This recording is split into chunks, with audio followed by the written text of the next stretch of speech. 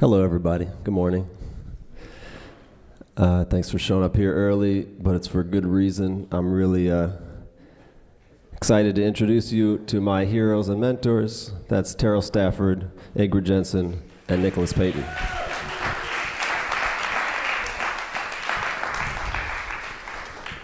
It's an open format, so it can be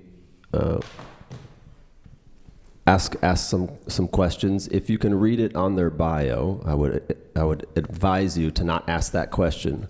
But if there's something that you can read about them that then you want more insight about, then I'd recommend that to use this time wisely, because it's a very special occasion that we can spend this kind of time with these amazing humans and advocates and musicians.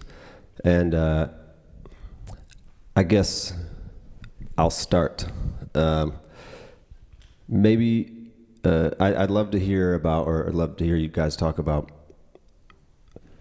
what your whys are for the music, like why you did, maybe why you came up doing what you did, and how that has changed over time as you've maybe accomplished things or as the world has changed for you. I mean, that might take about an hour, but we can start there. How y'all doing? Why for me? That's something I'm constantly trying to figure out, actually. But I was born in New Orleans and into a musical family. Both of my parents played music. My dad was a accomplished bassist and sousaphone player and a school music teacher. My mom was a former operatic singer and classical pianist.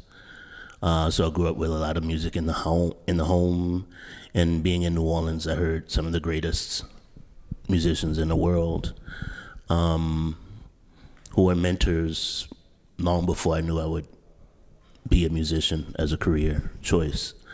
So my life seemed pretty set up to do exactly what it is that I'm doing, and I knew pretty early on that I wanted to be a professional musician. I made the decision about 10 years old, but I started playing trumpet when I was like 4, so it took me about 5 years to figure it out.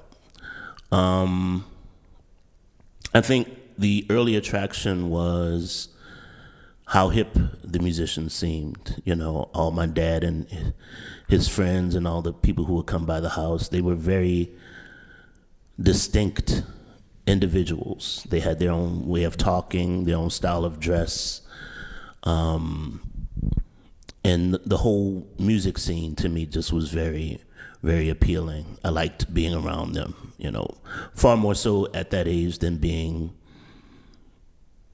around kids my age doing what kids did. I always rather would be inside listening to their rehearsals and watching them hang out. And then as I got older, I think the cultural significance of the music became increasingly more important when I started to understand the stories of people like Louis Armstrong and why he did what he did when he did it. Because I think for me early on, I didn't understand Armstrong. Being a child of the 70s and kind of coming of age during the Black Power thing, was kind of ashamed of Armstrong with the smiling and the handkerchief and the whole thing. And then as I got older, I understood like the time he came up, and that's kind of what a black man had to do to make it. But underneath that, he was very calculating, and a lot more aware than he was given credit for socially. And that this music, as I got older, this music, I started to understand how important it was as a lifeline to a people who were oppressed and not even viewed as human, who could not stay at the same hotels that they played at and had to go through the back door, or couldn't fraternize with the patrons. And for people who were not viewed even as human, to give a music to the world that was really the genesis of world popular culture mean, Louis Armstrong was essentially the world's first pop star. He was the Michael Jackson of his time. So much like the music video did for Michael Jackson in the 80s, the new advent of the phonograph in the 20s, when Armstrong was establishing his voice, allowed people all over the world to hear the same piece of music roughly in real time, which was something before the phonograph wasn't possible. So it was kind of like lightning in the bottle. This kid from New Orleans with a new style of playing coincided with the advent of the phonograph, much like the advent of the music video for Michael Jackson, which catapulted him to a different level of stardom not known before. And what he represented on so many different levels. I mean, just putting the trumpet on the map. Because if we look at the history of the instrument, the trumpet wasn't really considered a serious instrument up until the 20s or the 30s, when a lot of cats like Armstrong started playing it. Most of our old literature books are all for cornet. And I don't know if any of you have seen it, but there's a letter from Herbert L. Clark to Benj, where he's talking about the advent of the trumpet. And he said that it's only supposed to be used for certain passages in orchestral music, but it's not a serious solo instrument. And he warns of that devil jazz music. And so he single-handedly kind of helped to establish the trumpet as a serious instrument. He expanded the range of the instrument. Before him, people thought you could only play to a C or a D. He played high Fs and Gs. I was very fortunate to take a lesson with Vincent Chikowitz, and who, if you're not familiar, he used to play with the Chicago Brass, the Chicago Symphony Orchestra. He was in the famed brass, Chicago Brass section. He and Bud Herseth were friends, and Herseth was the principal trumpet player. And Chikowitz told me that our model for how a trumpet should sound was Louis Armstrong, and he also mentioned Clark Terry. And it kind of took me aback. It's like, wow, you know, how far-reaching this music is, and often is not credited as such, certainly in those orchestral fields. So the brevity and the weight of the cultural impact this music has had has been increasingly more important to me the older I got. And though it started as a lifeline for Black people who established a new language when they were not allowed to have speak their own native languages, it's been a beacon for people all over the world, you know, to discover who they are, or people who feel oppressed or not seen. It's given them a voice, and that's increasingly more important as we experience a world that seems to want to silence people who have individual thoughts. So that's what this music represents to me now and continues to, and that's my biggest why, I would say.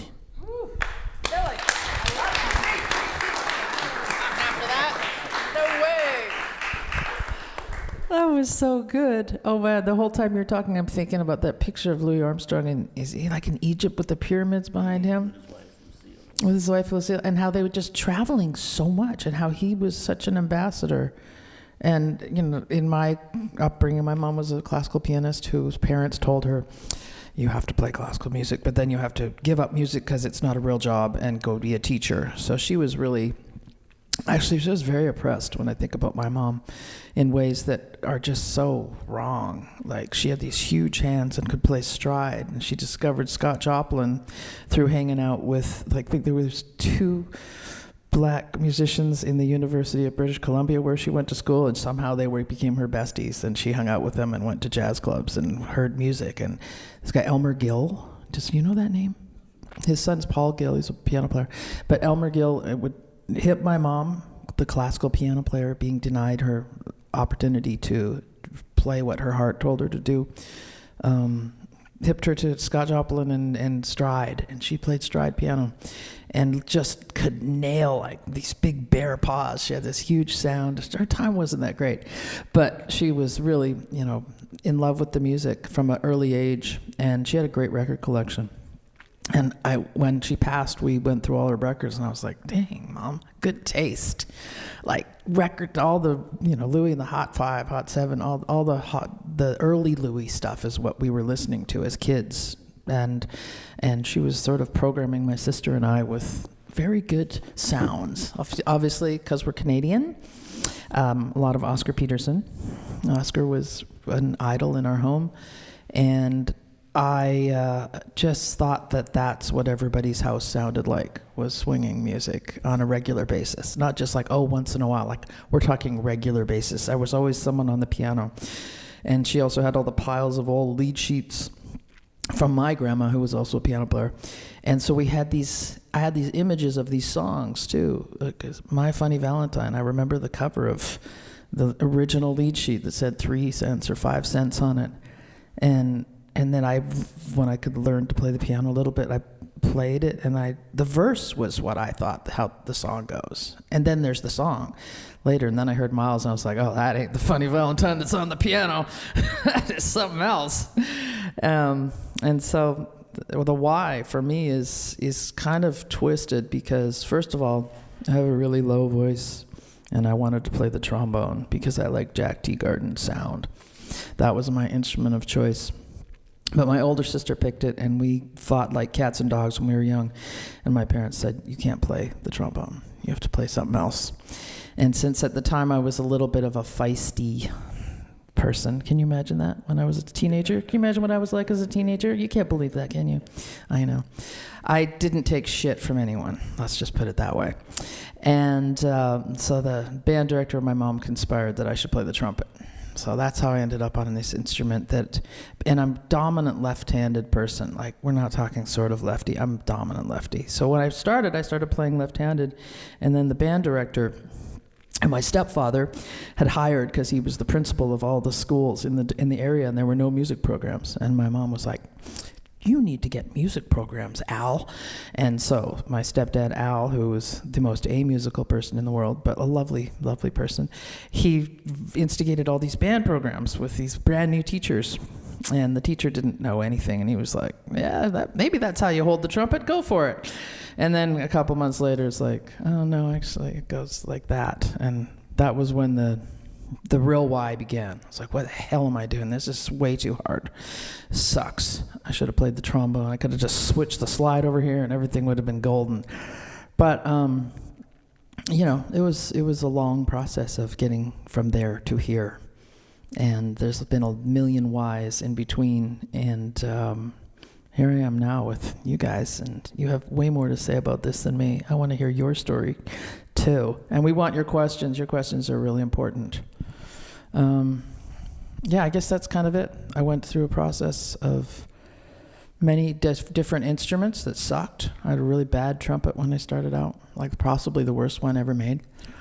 But then I was thinking, I'm not done, because I was thinking of Clark Terry, and I was listening to this Marion McPartland interview. Did you ever hear the piano jazz interview with Marion McPartland and Clark?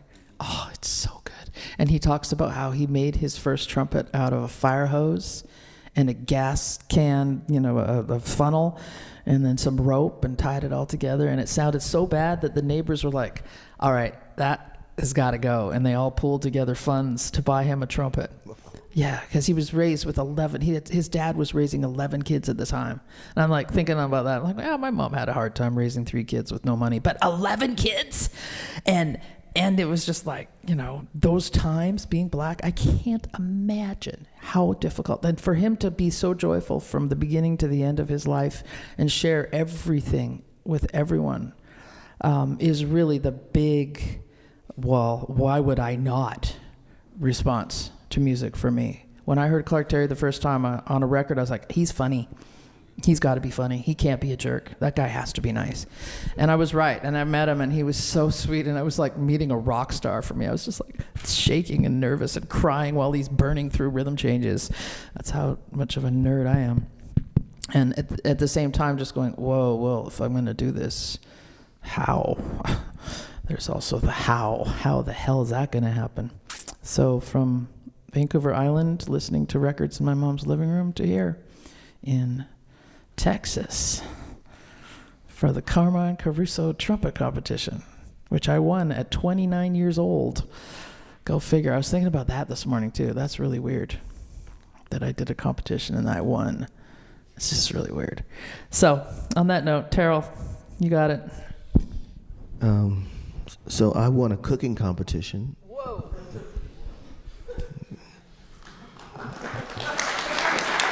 What did you make?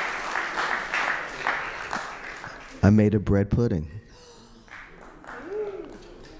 Are you impressed? Has nothing to do with the damn trumpet, but just, I was older. I'm really into cooking because for many reasons, and then I'll go back. But I'm into cooking because my parents really never had time to take care of us growing up. They were always working so hard.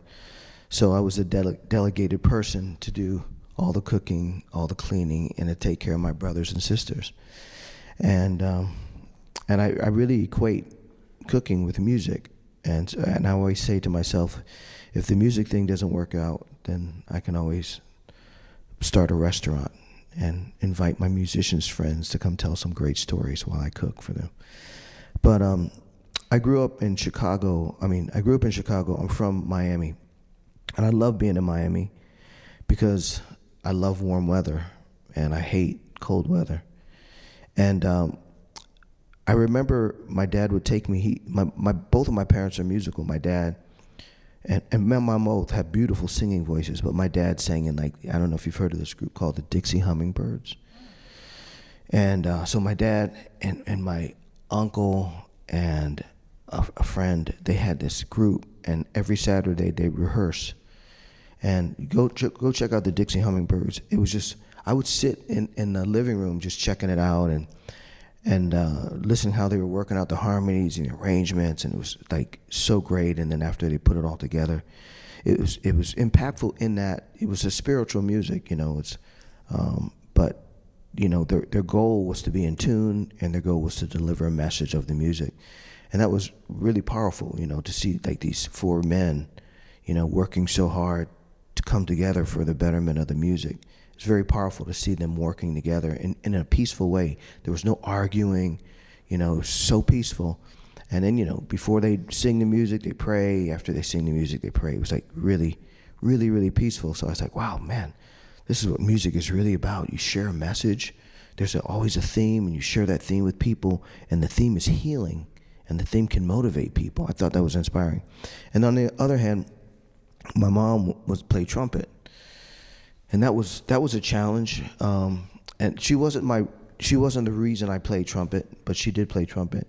But we lived in Miami, and then my dad worked at a 7-Eleven. In 1 month, 3 of his best friends were shot in the stores. So my mom's like, "This is it. We're moving." We moved to Chicago, and we got to Chicago. I hated Chicago because it was so cold. I was like so rebellious. Like, this place sucks. I don't want to be here.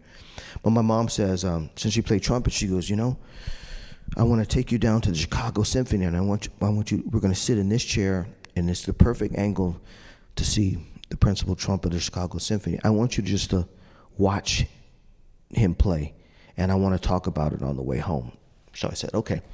So he walks out and sits in the chair, and everybody else is warming up. The orchestral sounds, and everybody's playing. And he sat there with his horn on his knee, and I said, "Mom, he's going to mess up." And she said, "Why is he going to mess up?" I said, "He's not warming up. You got to warm up to play the trumpet, right?" And she goes, just wait. So the conductor, Tchaikovsky number 4, the conductor, Sir George Solti, stood up and conducted. French horns came in. He's still sitting there, horn on his knee, so cool. Then it got to his part, and he slowly lifted the horn up and was like, And I said, Mom, he didn't miss a note. He goes, and she said, music is inside of him. He doesn't need to miss a note. He's singing all the time. So I said, oh, you sing all the time to play the trumpet? She goes, yeah, that's what you have to do. So we left Symphony Hall, and we went home, and everybody in the class wanted a trumpet, but they took all the trumpets, and so I got a cornet. And I was like, Mom, I got to play this in front of them? I got this little small horn. They got these. She goes, don't worry about it. You're going to sound better than them. I was like, yeah, right. So I started to play this cornet, and she was right. The cornet is conical, right? Trumpets are cylindrical. So the cornet had a really unique sound and a really warm kind of sound. And it was so much closer that it seems like, whatever you played got to your ear quicker than what a trumpet would. That's what I at least believed at the time.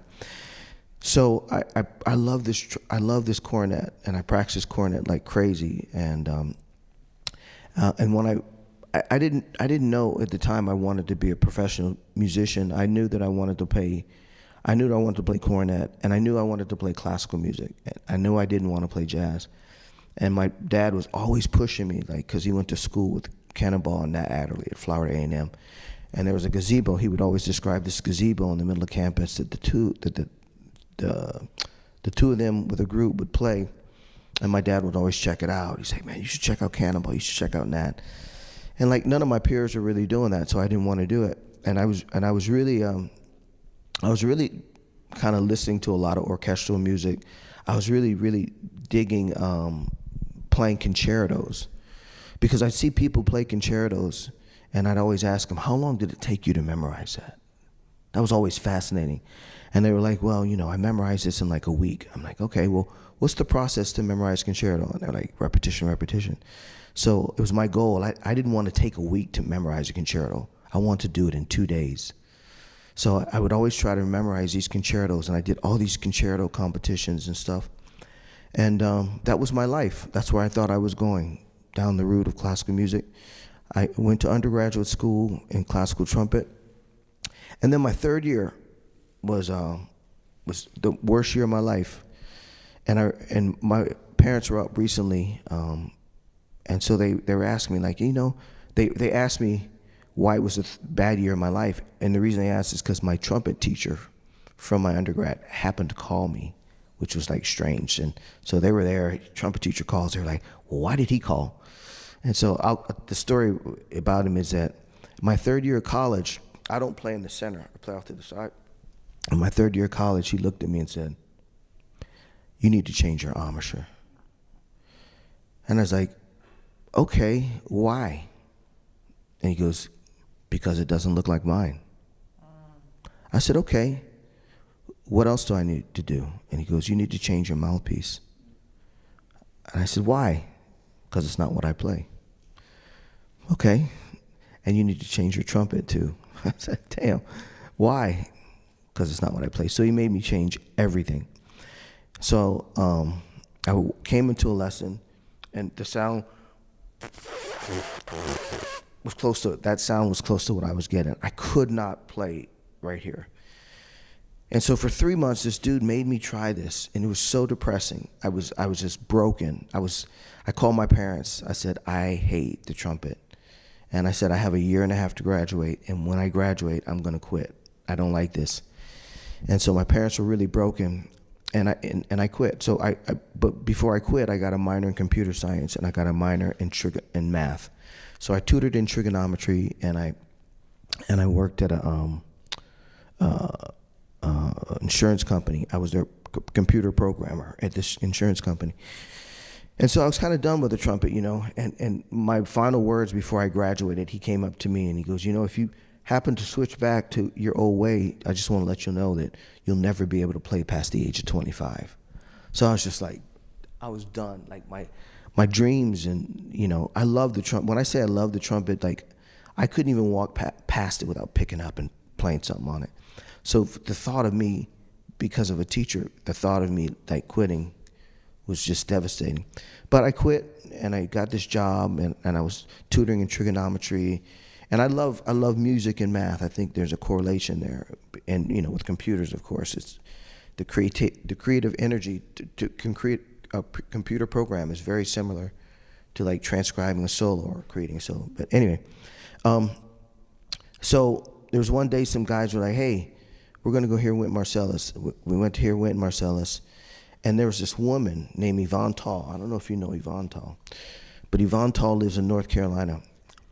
And this woman came on this stage with the Eastman Wind Ensemble, and her sound was so beautiful. You know, sometimes you sit in a room and you can hear a trumpet sound, and it sounds beautiful. But I not only heard her sound, but I felt her sound.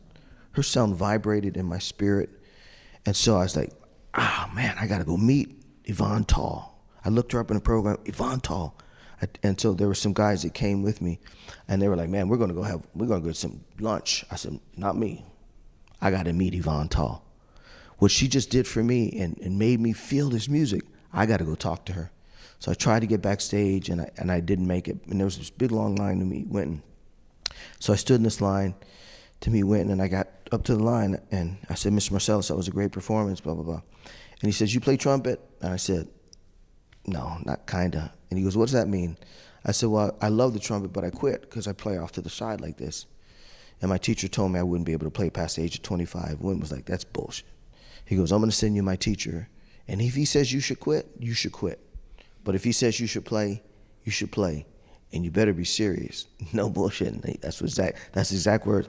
So he goes, I'm going to give you my number, and I'm going to give you Prof's number.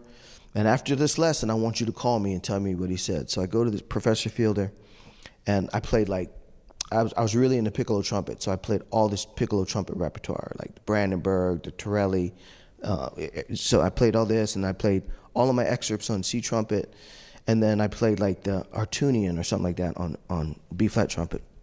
And then after I played, he looked at me and he goes, we need to work on your sound. We need to work on your articulation. Some control issues you have, but I think I can help you. You love the trumpet, don't you? I said, sir, I do love the trumpet. I said, well, what about me paying over to the left? He goes, man, I don't care where you put the mouthpiece. As long as you use the syllables ho and who, you could do whatever you want. And I said, will you teach me? He goes, I'll teach you. And so I was like overjoyed. I left. I called Wynton. I said, this cat said I could put the mouthpiece anywhere I want. I mean, I was so happy. And so I started to play the trumpet again. And Professor Fielder had me play this piccolo, since that was my thesis was on the evolution of the piccolo trumpet. So I was going to Germany for my master's thesis to study all this stuff about piccolo trumpet, and I was learning all this repertoire because that's where I saw my life being. And then one day, he asked me to play this recital with this vocalist, vocal faculty, and I was really working on it. She kept changing, it was Let the Bright Seraphim. I actually went and recorded it, but the vocalist wasn't singing the parts.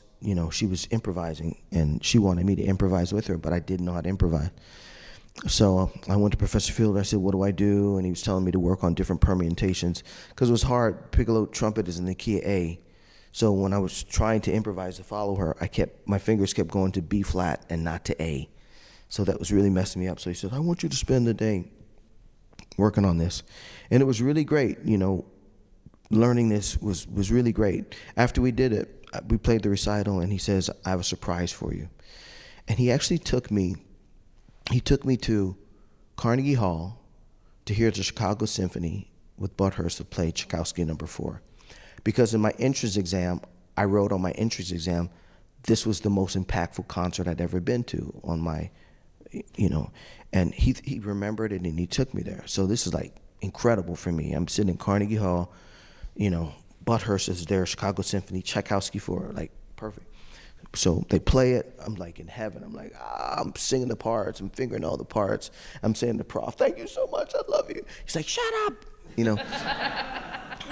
So then after the concert, we go across the street from Carnegie Hall. It's a place called the Red Bull Diner, and they got jazz in there. And so we were listening to a jazz combo playing up in the corner, and I was saying to Prof, thank you so much, thank you so much, thank you so much. I said, hey, Prof, Bud Hurst has just walked out of the stage door. And he goes, really? I said, yeah. Hey, Prof, he's coming over towards this restaurant. He goes, oh, really? And I said, yeah. I said, Prof, he's walking in the door. He said, oh, really? You know, everything was so calm with him, like, oh, really? I said, Prof, he's sitting next to me. Oh, really? You know? And so when he sits next to me, I mean, I'm just like my idol for the trumpet is sitting next to me. All the times I've seen him, and I used to go, they would take me, my parents would take me to the Sunday concerts when he was featured, playing the Haydn or the Hummel or one of those pieces. And I mean, I was a fan of everything he did. And so he's sitting next to me, and Professor Fielder introduced him to me, and he says to me, hey, Terrell, what do you want to do with your life? And I said, sir, you're my hero. You're the greatest trumpet player in the world. He goes, I'm not sure I agree with you. I said, well, like, you play so beautifully, you play so musical. I would love to sit next to you in the symphony. I've been practicing all these excerpts and blah, blah, blah. And he goes, you think I'm the world's greatest, huh? And I said, yes, sir. He goes, let me tell you about a story. He goes, when I was in the Navy, I sat next to a guy in the Navy, and I could play principal in the Navy concert band. He could play principal in the Navy concert band. And then we go play in the jazz band. I could play lead in the jazz band. He could play lead in the jazz band. But he could improvise. I can't improvise. He goes, every Sunday I play in a Dixieland band. It's the hardest day of the week. Playing in the symphony, that's easy. So learn how to improvise. It'll expand who you are. Be well-rounded. So I said, well, does that mean I have to play jazz? He goes, you may have to play jazz. And so I left his, this dinner, and I went back to Rutgers, and Kenny Barron was the piano teacher at Rutgers. And I said, Professor Barron, I want to learn how to play jazz. And he said, why? I said, because Mr. Hurst said I'd be a well-rounded trumpet player. He goes, well, why don't you learn it from Professor Fielder? I said, Professor Fielder doesn't want me to play jazz. He wants me to play classical. This is a long story, so I'm going to get to the chase. So long of the short of it, I start to play jazz. I go to a jam session. I didn't know how to swing. I didn't know how to do anything. I was 23 years old, about to finish my degree in classical trumpet, my master's degree in classical trumpet. I was so sad when I walked in this jam session, they wouldn't even call me by my name. They called me Haydn. They said, and I said, man, why you guys call me Haydn? And they said, because you're the first brother we ever met that can't swing. So everywhere I go, they call me Haydn. Down the street, hey, Haydn. I'll be like, hey, how you doing? How's it going? Yeah, cool. Yeah. And so I remember Mr. Hurst told me if I ever saw Clark Terry's name to go find him and go hear him. So he was playing at this Cape May Jazz Festival, and I go to the Cape May Jazz Festival, and I buy my tickets, and I go to this diner to eat some food. And I look in the back of the diner, I was like, damn, I think that's Clark Terry. So I go to the back of the room, and I said, are you Mr. Terry? He goes, yeah, baby boy, sit down. I said, I have a message for you. Mr. Hurst says you're the world's greatest trumpet player. And he said, he was the one in the Navy. And he said, Mr. Hurst says you're the world. And so Clark Terry said, Bud Hurst, he don't miss a note. He goes, my first 3 notes are his quota for the whole year. He goes, he doesn't miss a note. He's figured out how to not miss it. And then we started to talk about stuff, and he goes, what do you do? I said, I'm finishing up my master's in classical trumpet, but Mr. Hurst said I should play jazz, and he said, you're his hero. So I came here to hear you. And he goes, okay, we'll come to the concert. And he taught me about, he started to laugh. He goes, I said, Mr. Hurst said I should play jazz. I've been trying to play jazz, but everybody calls me Haydn. He thought it was so funny. And he goes, well, why do they call you Haydn? I said, because I can't swing. He goes, a brother can't swing. Ah! So he was eating, this is the funniest thing, he was eating like this mashed potatoes with like turkey with gravy on it. And he goes, I kept looking at it because I was starving. He goes, you hungry? You're looking at this food like you're hungry. I said, I am hungry. So he calls and he gives me some food. He goes, so let me teach you how to swing. He goes, can you say doodle? I said, doodle. He said, say it over and over. I said, doodle, doodle, doodle, doodle, doodle, doodle. He said, now put the vowels in there. I said, diddle, diddle, diddle, diddle, diddle, diddle. He goes, okay, you just learned the first, how to play 8 notes. And he ate some food. And he goes, I said, well, what about everything else? He goes, can you say doodle? I said, doodle. He goes, can you say doodle-la, doodle-la, doodle-la, doodle-la, doodle-la, doodle-la? I said, he goes, now put an accent on la. And he's like, doodle-la, doodle-la, doodle-la, doodle-la, doodle-la, doodle-la. And I'm doing it. He's like, that's it. No, doodle-la, doodle-la, doodle-la. And he's telling me, doodle-la, doodle. And I look down, I got mashed potatoes, I got gravy and shit all over my shirt. So I said, wow, so that's what it, doodle-la. So he goes, man, you plug that in, you got it. And he goes, here's my number if you need anything. And so it was really impactful. Like, I'd played classical music up to this point all my life. I'd never got one phone number from any classical musician that I was studying with. And so far, Wynn had given me his number, Professor Fielder gave me his number, and Clark Terry had just given me his number. And so I go back to this jam session and I play, and I started to swing. And they were like, Hayden, where'd you learn how to swing? I said, Clark Terry showed me. They're like, man, you're full of Clark Terry. You don't even know who Clark Terry is. I said, I'm serious. Nobody believed me. And so, you know, I met so many great people. I started to play with different people. But it always brings me back to the fact that for young people, right, and we say what we want to do and how we want to do it, and we try to formulate these things in our mind as a young person and the directions we want to go. And sometimes that can be a detriment. And basically what we should be are vessels of openness. And we should be guided by people like these incredible musicians on stage. We should be guided by these vessels here on stage. And we should be open to what we should be doing on our lives. Because for me, being so pigeonholed into say, I wanted to be a classical trumpet and I want to play this and this and this, and not being open to anything else, it took me longer to get there.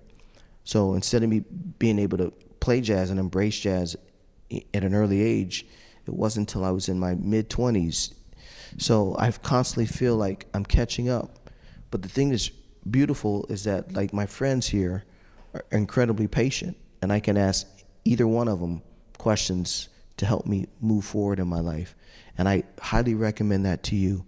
In your life, in your journey, never be afraid to be vulnerable. Because the day you are is the day you're going to learn the greatest lesson of your life. Always be humble, be vulnerable, kind, and accepting. Your life will be beautiful, wherever direction it takes. I have to show you something.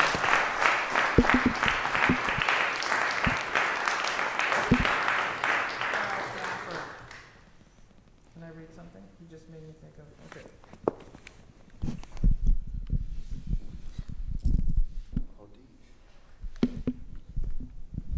And I think I'm going to fall off just with this communication thing that comes with this music thing we do. Communication's everything, right? We did it yesterday in that workshop. That's amazing. Oh my God. Yeah, I felt like I was in the diner with you, spilling gravy all over myself for the sake of the doodle tongue. And Clark was, I mean, I know what this is about so many other people. Laurie Frink was also extremely giving without end. Did anybody in here ever study with Laurie before? Yeah, you should tell what you were telling us last night. There was times when I had no money and my chops were a disaster, and she was just like, come over once a week. I don't want any money. So Clark was the same. But I found this letter. It's even on his letterhead. It's a letter he wrote me, and he was the same thing. Give me your number, give me your address. Wherever I was, I lived in Vienna, and he would send me letters in Vienna when I was over there teaching when I was in my 20s. And it's like, Ingrid, inadvertently, your letter was misplaced. We found it today. You can, what did he say? I can't read his writing. You can see that I've been looking at that part of a letter. I didn't have an address on you, so thanks for sending me your new address and phone number. I trust that you're doing okay and keeping busy. You sounded marvelous at the concert, and Hamp was impressed. Don't be surprised if you get a call from him. And Gwen and I are okay and are even enjoying some time off for a change. Stay well and keep making me proud of you. I mean, that's the kind of mentor you're just like, wow, I'm so lucky I have that letter. And when you're talking about how generous and open and sharing, and if we lose that by this isolation thing that seems to be happening in society more than ever now, I think it's over. So I'm just... yeah, it's so fun to be sharing in the spirits of all of these great teachers. Bud Herseth playing lead and Clark Terry. Where's the recordings of that? I have to say, I I had to brag because, Professor Fielder got sick and he was passing away. And so I was there. I told him when he got sick, I said, I'm going to be by your side. All that you've given to me, I'm going to be by your side until you leave this earth. So you trust me, I'll take care of you. So there was one day that he says, Terrell, can you do me a favor? I said, sure. He goes, can you take out your phone and call Bud Herseth? I said, I don't have his number. He goes, I have his number. So I called Bud Herseth on my phone, and I said, hello, Mr. Herseth. My name is Terrell Stafford. Remember we met in a diner?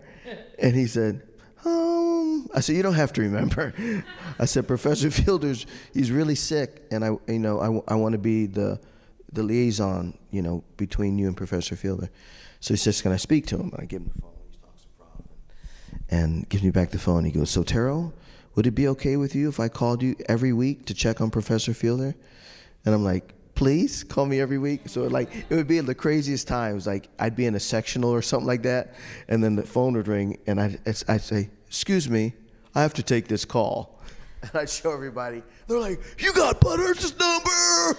Cool, dude. And I'm like, yeah. I'm Mr. Herseth. Yes, he's fine. I'm fine too. Yes. Yeah. Oh yeah. Okay. Say hi to the wife. Okay. You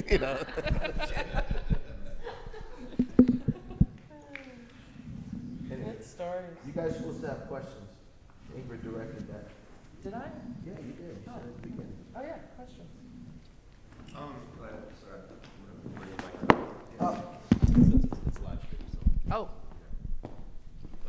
We have the other one. Oh, thanks. I'm glad I put makeup on. Yeah, did you borrow my eyeshadow? It looks good. Hello. First of all, thank you for being here. This is super cool. But I'm curious to know about your relationship with difficulty, or like as Sean Jones likes to put it, like resistance. I wonder what that looks like for you guys from your perspective. That's really what I wanted to hear about. Trumpet in life in general? But anything, yeah, whatever that means to you. Whether it's trumpet specific or in life or just in music. Outside of music? I think we need it. Birds need resistance to fly, as do planes. The thing I think to figure out, excuse me, is how to learn to make it work for you and not fight against it. One of my great trumpet gurus, Vincent Pinzarella, said the trumpet, has a lot of tension built into it. You don't want to add to it. I believe Prof used to say something like, don't push, press, and pull. What was his thing? So yeah, you have to figure out how that works for you. Physically speaking, I know for me, when I was trying to figure out how to play more efficiently, I took some Alexander technique lessons. I don't know if you're familiar with that modality, but a great teacher can help size you up in a very short amount of time and tell you where you have unnecessary tensions and teach you how to play with more ease, even how to walk with more ease, drive, anything. They can sort of suss out how you're doing things and see where you have unnecessary tensions in the body. I'll follow up with that. Those of you who were at my workshop yesterday know that alignment is huge for me. I play a Monette trumpet, and it's really big, and it's not heavy. It's not like the Winton horn, but it's an instrument that when I finally graduated to it, I realized that all of the resistance I had up to that point, from a physical point, was also spiritual and mental. And the alignment of all of those things that happen in my life, we are the sum of our lived experiences. Had lots of quality accidents when I was younger, like I fell off my horse. I had a horse, I used to ride horses, and jammed my wrist and had a green stick fracture. And so I dealt with that resistance in my body for like 15 years. It really sucked. It really made me want to quit the trumpet a lot, because not only was I left-handed, I was holding the horn with my left hand and having excruciating pain. I was also writing music, and this was before computers, because that's how old I am. And we had to do calligraphy. I had to take we wrote by hand when I went to Berkeley in the 80s. And so I was in excruciating pain for a long time. And that mapped into my brain in many on many levels. But it also, like you said, it's necessary, right? It contributed to my search and my finding other ways to get around playing really intense music on a high level. And so a lot of those different injuries have landed me in really very fortunate situations where I learn from having lived with injuries and pain and misalignment, and learn from some serious masters. And then now as a teacher, I get to pass it on. If people are open to it, if they're not, we just talk about music and go. But the point is that the music doesn't really flow that well if you avoid all that other stuff. So the level of resistances for me were multi-tiered, and I've, due to, some very exciting events, like, 7 years ago, I had a thing happen that put me in a place where I had to learn what PTSD means. It's like, whoa, there's some new resistance to deal with and to resolve, but then also to benefit from. Sounds crazy, but you really can benefit from negative things that happen to you if you take them in the right way. And fast forward to now, it's just like, come on, give me my instrument, let's make some music. Where is it? Is it clean? Good, let's go. So, I love resistance. I love resistance on my horn. I haven't always, but my whole philosophy with the trumpet, with age, and with a little bit of knowledge, is changing. And I love resistance in that I think that's why I teach. I love resistance, and I think that's why I'm an administrator at a college.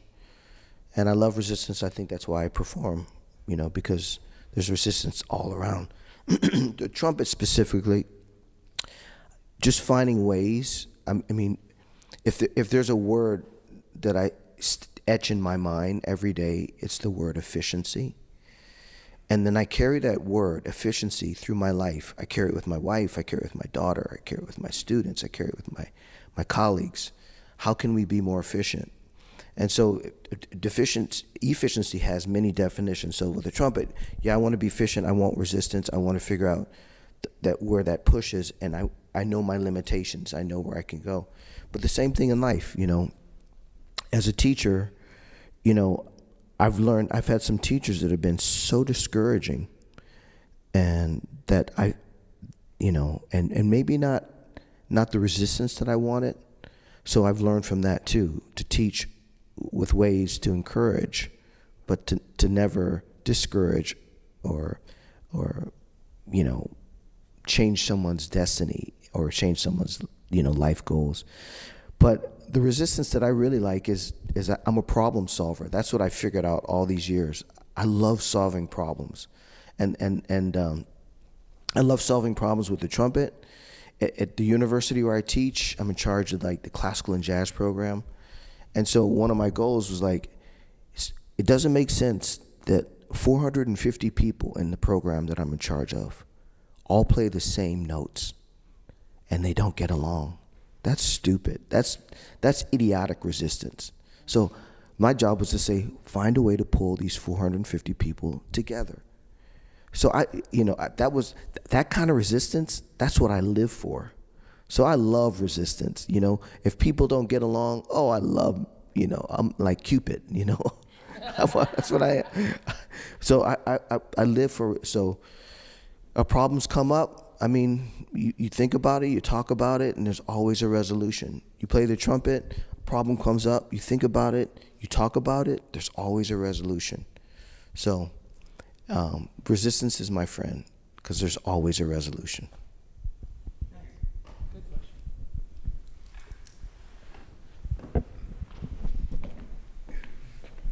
Thank you so much for being here. We really appreciate it. You talked about the importance of mentorship and kind of the issues that extreme individualism is kind of putting on a strain on the music. What things do you all think were super integral in your community and playing together and learning from other people that aren't happening today that we can foster to help kind of improve the scene right now?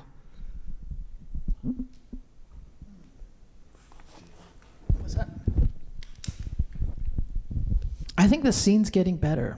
I think we need to also, I answered that question slightly from my perspective yesterday when somebody asked, how do we get out and get over being nervous playing?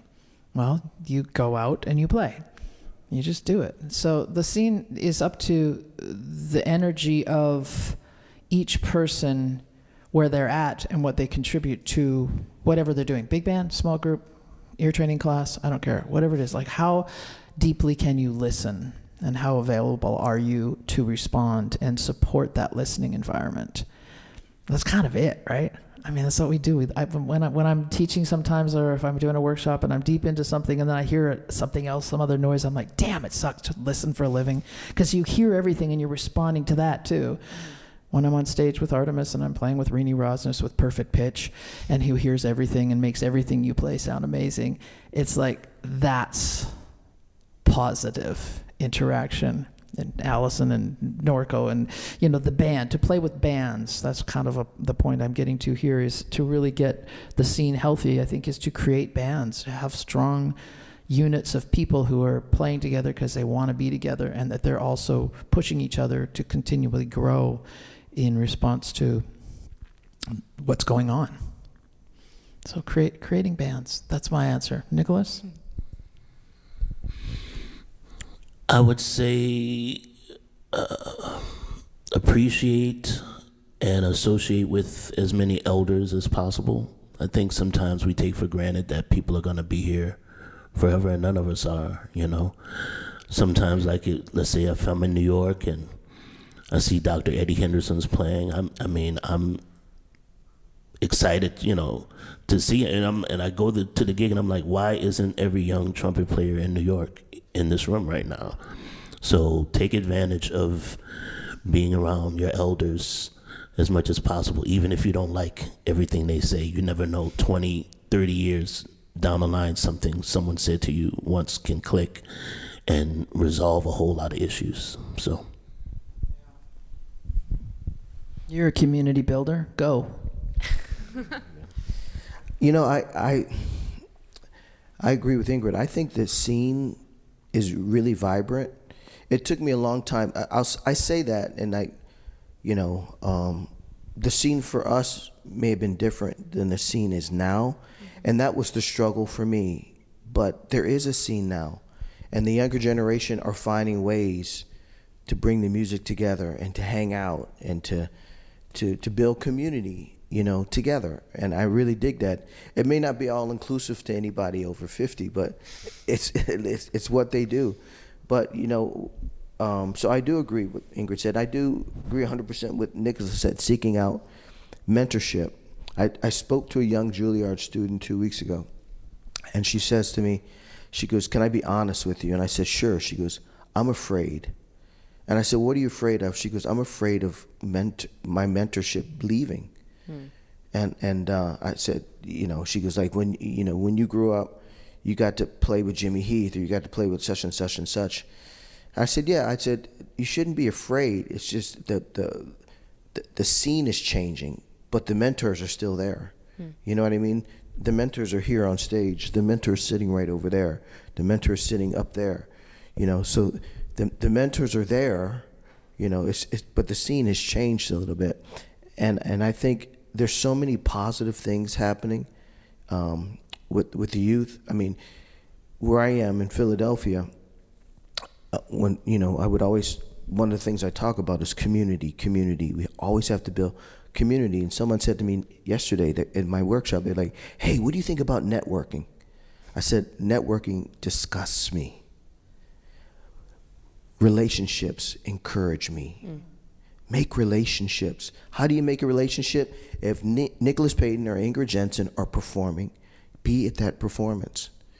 If they perform again, be there again. If they perform again, be there again. And what you don't do is say, "Can I get a lesson?" No. You keep continuing to support them. And both will look and say, "I remember you from the last thing you were at. Where are you from? What do you do?" That's how the relationship starts. And then now you have a relationship with these two incredible human beings and musicians. And that builds our community, right? And if you need anything At any point, you could always say, hey, you remember me? I was at that concert. I'm really struggling with this. You haven't answered that quick because you've established a relationship. So that's what I think we all need to do. And that's how we create a scene. So the scene is shifted, but we can make our own scene. And we can develop our own scene through relationships. Thank you so much.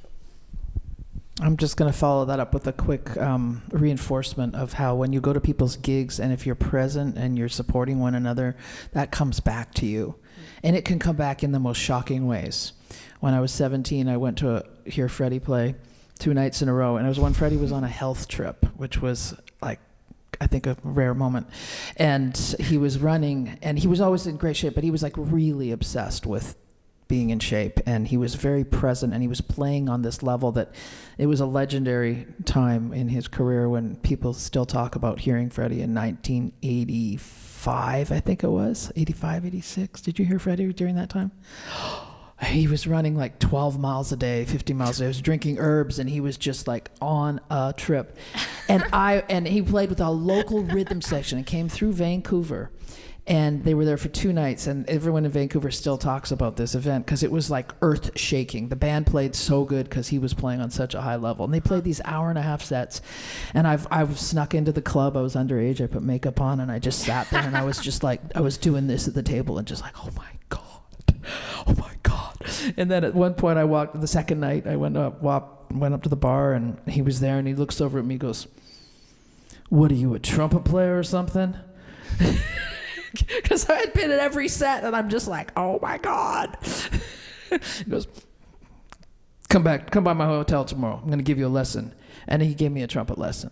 I didn't ask. He just said, come by. And that's how I learned about conconi. He made me play conconi. And he goes, you need to read this first page because this is all about what the phrasing and feeling good on the trumpet's about. And then he goes, have you ever seen this book? And I was like, what book? And he was like really intense, but it was really great. That's why I used that. Like, he wasn't just like, hey, and I just came back from running around Stanley Park. You know that? I'm like, yeah, it's like 17 kilometers long. You ran around Stanley Park. Cool. and long story short, I spent the day with Freddie Hubbard. And he was so nice, and he was so real, and it was a game changer for me because afterwards I felt like I can play. I should do this. He enforced it. But the book was Sally Plaxton's Women in Jazz. Have you seen this book? You should read this book. Freddie Hubbard. So that was also like, oh, I guess I can do this. This is something I should keep doing. And I did.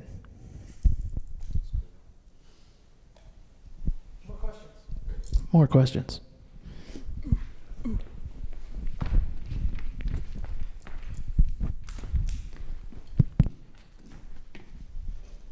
Hello, I also just want to thank you guys for taking the time to be here. You're all truly inspiring, and it means a lot. My question is, when you're playing, how do you not lose the musicality and cohesion with those you're playing with when the energy and intensity rises in a tune? Because I know for me especially, I tend to get too excited sometimes, and then my ears kind of turn off, and then it's just like, yeah. Yeah, don't do that.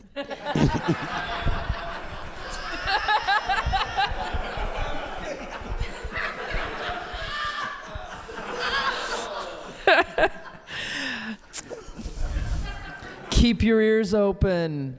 Yeah, but you know what? I was thinking about this too, because the voices in your head are what get in the way of that process, right? It's not that you're closing your ears and you're just not listening. It's the voices. Let's just be clear. For me, when I was doing the Caruso competition at 29 years old, I was not all like rainbows and unicorns. This is so easy. Oh, I'm just going to go on stage and play with this foreign rhythm section in front of these burning trumpet players and this panel of judges. I was freaking out.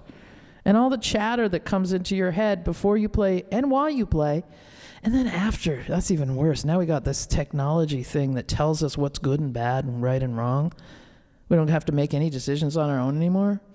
It's like some real problems when it comes to assessing what was good and what was bad, what was right, what was wrong. How about just doing shit? Like, do it, go for it.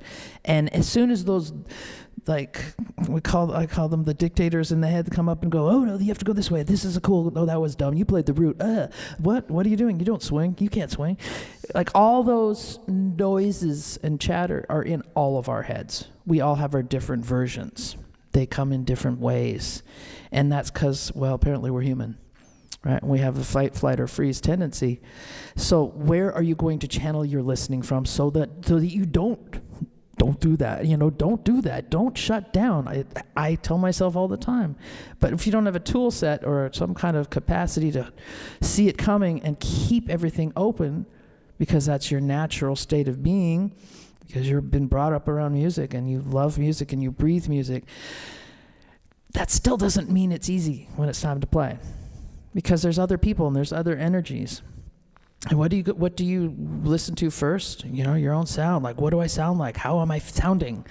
And we're so in our own heads with where we start sometimes that we forget that there's things around us. Oh, there's a piano behind us that resonates, right? There's all this stuff in our peripheral, and that chatter, when it gets in the way and we let it win, is when you get into that state of fight, flight, or freeze.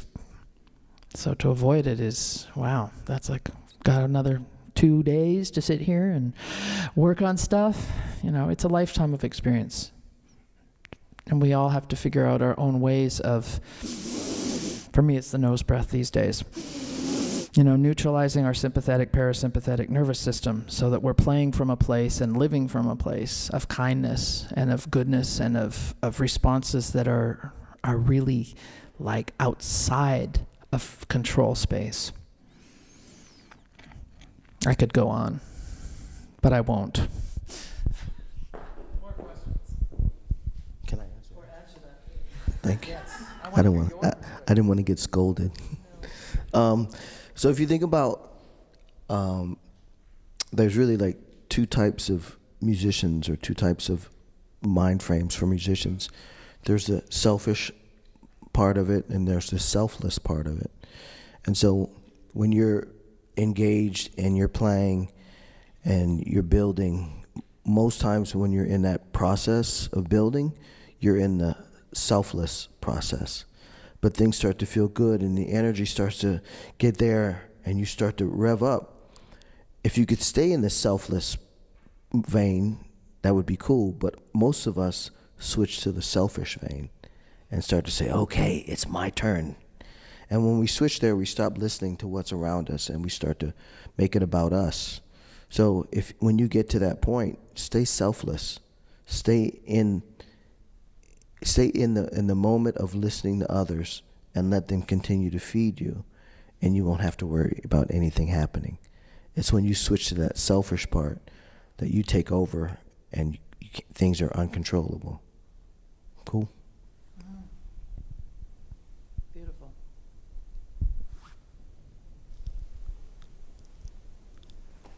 I have a question. First of all, I'm sitting over here nearly in tears. You guys talking about mentorship and like, yeah. I mean, I think I've tried to express it at times over the years, but what you all have given me, you pointed at me when you were talking about a mentor, but I have three of my biggest, most important mentors here who completely shape aspects of my life. So thank you, really. And I'm a sap, so I'll get through the day. But just like you, Terrell. Terrell's a sap too. I have a question, and maybe this is mostly for you, Nick. You are no stranger to controversy, what other people might say is controversy. And but for you, it's your conviction in what you believe to be right. And that is met with a lot of resistance at times. And I know you talked about resistance, but I'm curious to know if it was a process for you to get to the point where you could be sure of your point of view, to the point that it was worth the sacrifices, or what that process was. And then maybe it's something, I think it's maybe something that's potentially more natural for you. So then another part of the question would be, when you see when you see these students and maybe how they react with it, what advice would you give them so that they can be in a place where they have spent the time and energy, or at a place where they can really stand up to those belief systems, sorting through? I think that's the question is in there. Yeah. I think it's always been a part of who I am. I mean, I've always been a bit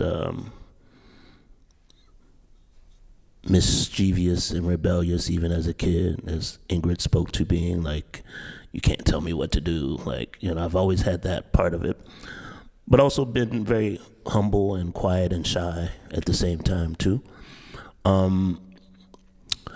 I think a turning point, though, was I was in my mid-20s. It was right when Nick at Night came out. And I was dating Deanna Williams, who's a media coach to a lot of hip-hop and R&B stars. And I was complaining to her when I'm doing interviews, like, why they don't print a lot of the stuff I say, or why do they always constantly paint me as this conservative jazz traditionalist? This was in that era when all of the articles were labeling me like the next Louis Armstrong, whatever, and I felt like my music wasn't, though there's a strong Armstrong influence, like I was doing so much more than that, but they just kept wanting to pigeonhole me in this traditionalist thing. And this was the height of us back when we were wearing suits and ties and that whole thing.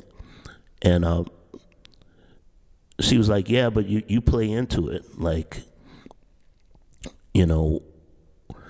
take over the interview and talk to them like you talk to me or your friends. And that kind of created the monster, And I remember it was going to be my first Downbeat cover. This is 1998. And it was so controversial, I guess what I was saying, that they took the cover off, took me off of the cover, and made me like an insert and made it like some general story about trumpet players, children of Armstrong or something like that.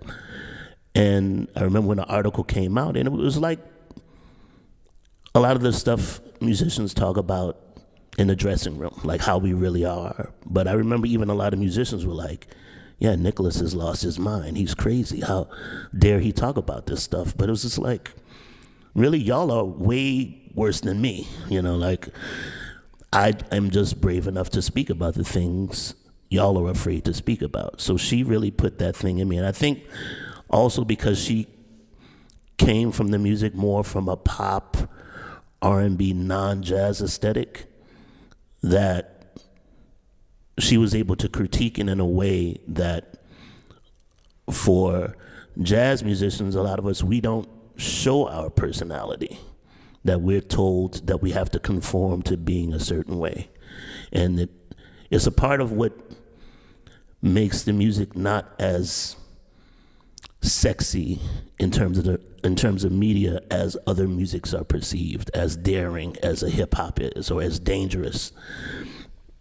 So that was the beginning of me being more a product of my age. I mean, I'm the same age as Tupac and the same age as, all the, hip hop. I was born the same year hip hop was created in the Bronx. So that was the beginning of me adopting more of that type of edge, because I'm the same as all my peers. But the way they had us in the media is like we were 50 years older than our contemporaries. And her saying that to me just turned on a light bulb, and it just made me more fearless in terms of expressing the fullness of who I am personally, but also to be more vocal about what I found happening to the music that I could see the trajectory was going to be dangerous, and that a void that I felt was becoming missing 'Cause when we read like articles from someone like Miles Davis, like some of the stuff he said was like, if you said that today, you would be canceled. It's like pretty crazy, but he was being honest. And there are a lot of artists who are like that. Roy Haynes is another one. Like, I've seen him excoriate. I remember we were playing with him at the Blue Note, and they were going to give him a Lifetime Achievement Award. And it was this big moment, Roy Haynes, Lifetime Achievement, Downbeat, whatever. And the guy from Downbeat gave him the thing. He's like, and Roy's like, wow, look at this. I've been playing all these drums all these years, and you motherfuckers wait till I can barely hold a pair of sticks in my hands to give me an award. It's like, on the stage, like, we all laughed, but it was a real moment. Why in jazz do we have to wait till someone's dead or is dying to give them the kind of propers that they deserve? And you don't find that in other musics the same way, where they celebrate youth, they celebrate someone being unique, they celebrate us being there. And if we want our music to be different, we have to be more honest about who we are and what our music is in relation to society, and make it more relevant. If we hide parts of ourselves to fit in, then we can't blame people for being invisible. That's how I take it.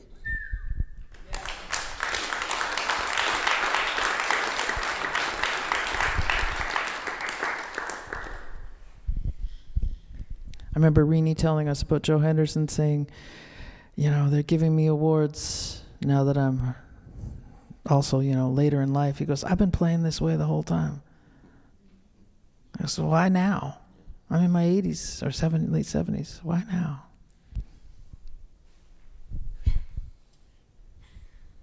You guys in the back with the phones, you got a question? I know you're really, you back there. No? Got anything?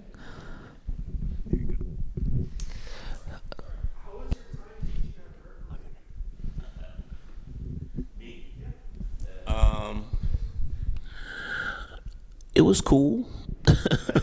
I mean, I didn't teach there a whole lot. Like, I was never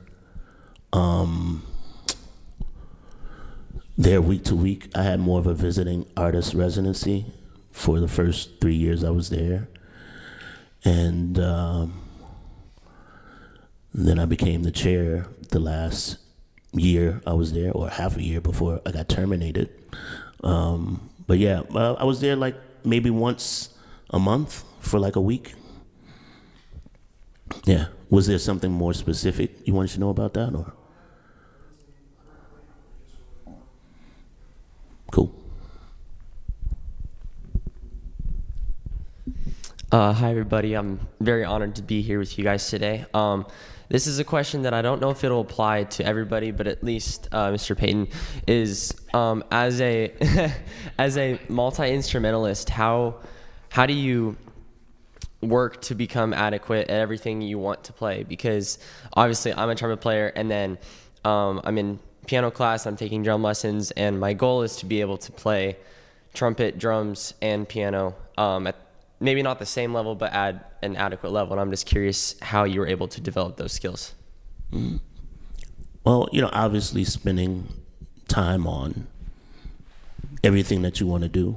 I mean, I'm a far more accomplished trumpet player than I am any other instrument I do. But I've approached those things depending with the same level of seriousness. You know, I just took a piano lesson recently.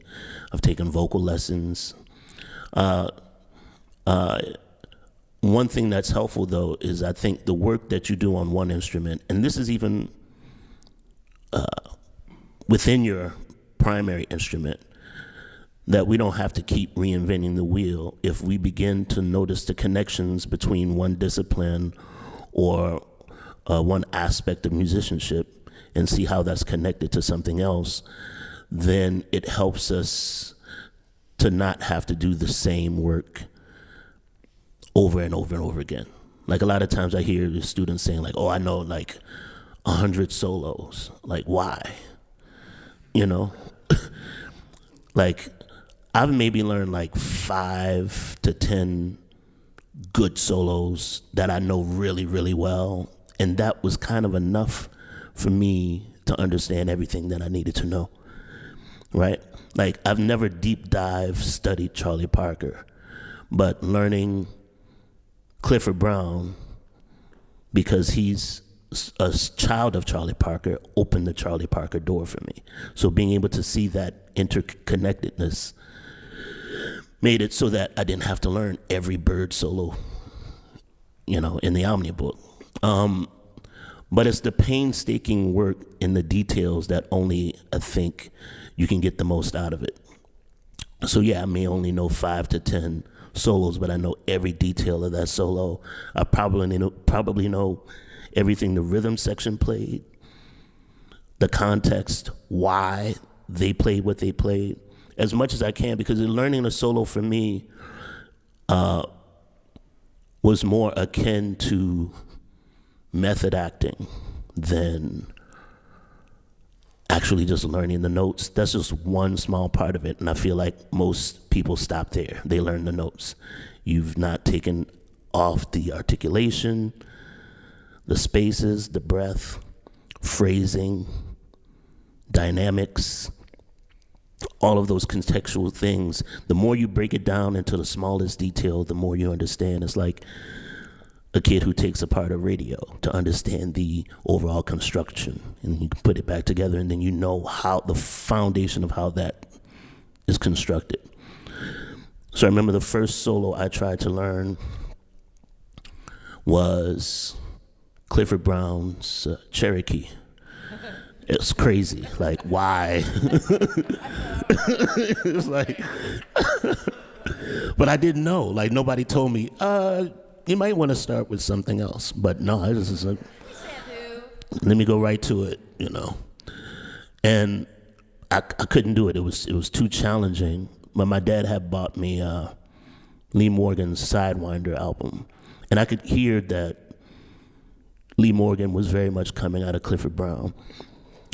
So I learned the solo on that tune, Hocus Pocus, and I could hear that, So when I went back to the Clifford Brown, it was like, okay, I can hear this a little bit better, but I'm still not that. But it took me I think it took me a week just to get the first opening break. And this was before pitch shifting, to slow it down, I was real time moving the needle on the album. But I got that break, and then I just started piecing it together bar by bar. And it took me 6 weeks to learn the whole solo. But once I got it, it was mine. So I remember I forget what the next song on that album is, but when I went to learn it was dialed in. I heard the first phrase, it was there. The next phrase, it was there. And then when I went back to listen to Charlie Parker, and then Dizzy opened up for me, all those quote-unquote bebop cats I could now hear, where before it just sounded like a foreign language to me. Now that whole world opened up to me just through that one solo. It's the same thing when you deep dive into your primary instrument. If you learn how your instrument relates to other instruments, you don't have to do that same amount of work. The piano has been extremely important with things that I've found challenging about the trumpet. For instance, the fact that it's horizontal, which, that's more like what playing trumpet is. I think the whole up and down, vertical, low, high, it creates a lot of resistance and tension in how we think of stuff, as high being,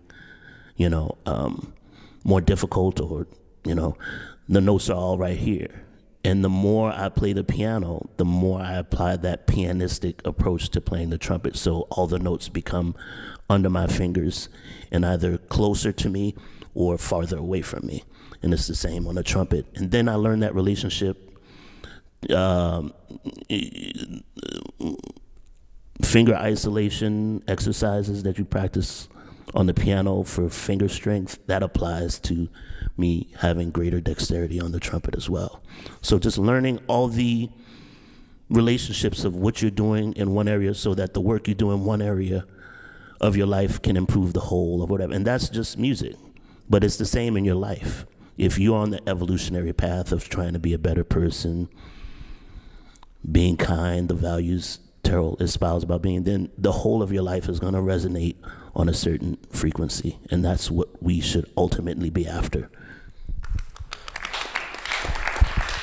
I am so happy to hear you say that, because I also didn't transcribe a lot. I did for a while, and then some souls I didn't even finish. Like, people were like, you must have lifted a lot of Woody Shaw. I'm like, I think I did like half of one of his solos. And then I transcribed a lot when I was at Berkeley, and I play piano. I love to play piano. I wanted to play piano, but like I said, my mom played, my sister played. There was no room on the piano. But when I actually went to Berkeley in my third year, I changed my major because I didn't want to study with the trumpet professors that were there at the time, and I was kind of hitting a wall on the instrument, and so I changed my major to piano, and did my last year with Christian Jacob, great teacher.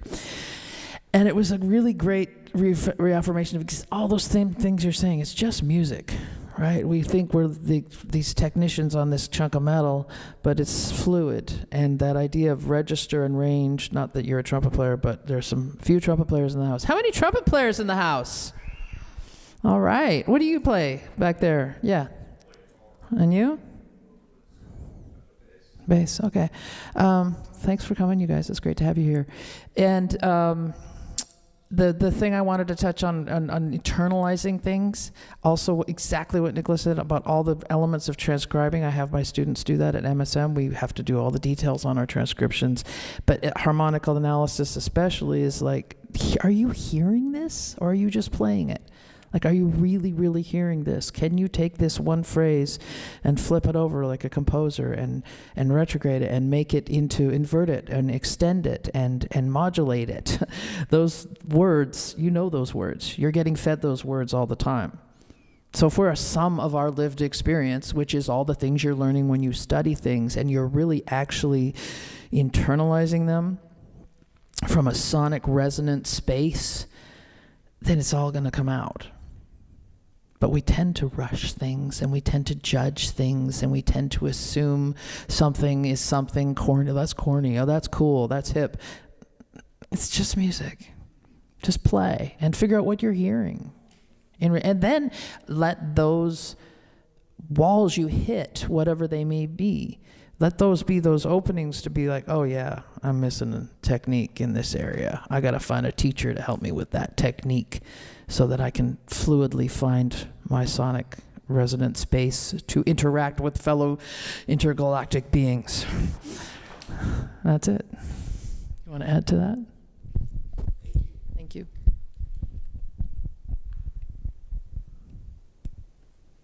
You were first. I can be very loud.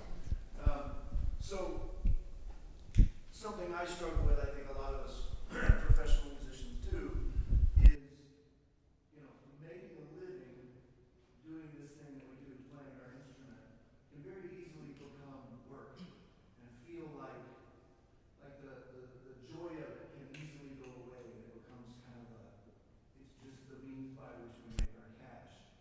How do you keep yourself out of that mindset, or if you slip into that mindset, how do you find your way out of it? How do you return to that joy and not get bogged down in that reality? It's a great question. Well, I mean, in all reality, like I said to you last night, for me, once I had my daughter, I found purpose in what I do. Before, I was kind of floundering. I was, I've always loved to practice, so that hasn't been an issue. And I could never really, I can't tell you why I was working all the time, but every gig that came in, I took, and I was always gone. I could tell you that. But now I can honestly say that when I play my instrument, it is work, but it's work for purpose. And it's not a negative, there's nothing negative about it, When I see the smile on my daughter's face, for her to go to this unbelievably expensive school,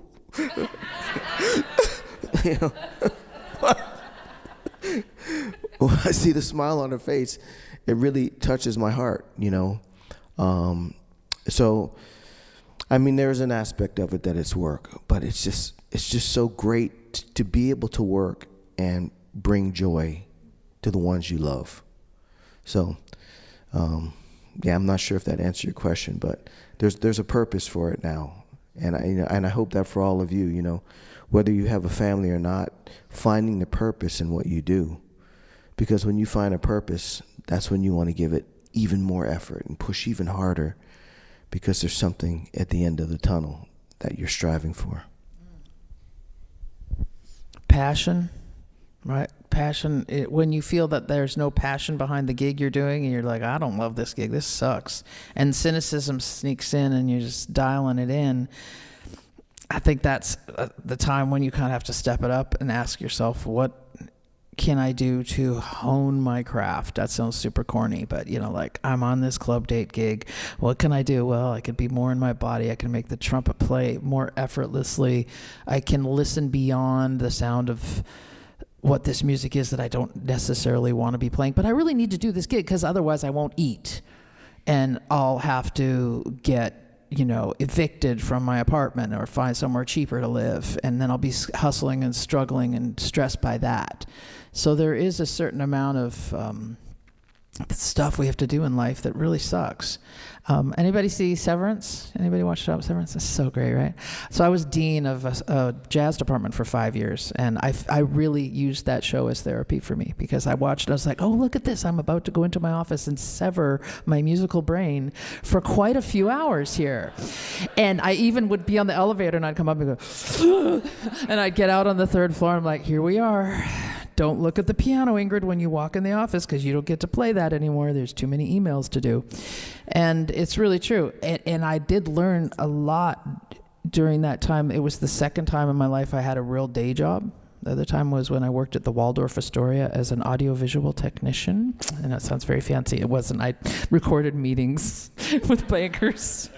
And I used it to get my visa so I could stay in New York and study trumpet with Laurie Frink and play on the subway and, you know, do stuff. And I had to wear a suit, and these people were treating me like crap all the time because they were rich and I was poor, and I was just there making my $13 an hour pushing audiovisual carts around the Waldorf Astoria. But again, those times make you so thankful for when you get on stage with the people you want to play with, or you walk in a room and you play duo with your husband and he's playing the drums and you're playing the trumpet, and it's like, yeah, the rent's paid. The bills are going to be okay. We have food.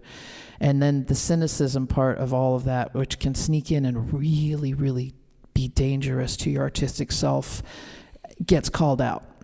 And we have to call that out, because otherwise, why are we doing it? At least for me, why are we doing it? This is the greatest gift of all, to be able to make music and share conversation with other human beings. And to do it through a chunk of metal, what could be more fun?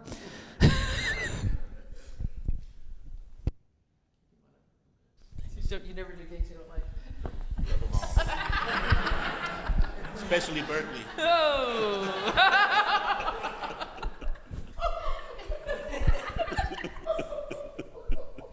This is like live therapy. We have about 10 more minutes. Yes, it's in the middle up there. You had your hand up before. So just throw him the mic. No, it's good.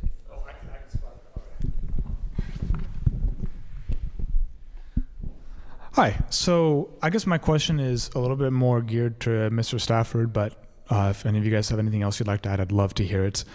First, I want to say, hearing about your journey studying classical trumpet and then learning how to play jazz later in life was very inspiring to me. My undergrad degree was in classical, and I'm 25 now and just now starting to learn how to improvise and all this stuff. So my question for you is, what did you find in that journey of transitioning over to learning a new style, new type of music, new way of playing? What were the things that worked for you to get past like the walls or those barriers of like, this is really hard, how am I going to push through this? And then making those breakthroughs. So I'm wondering if you could share some knowledge about that.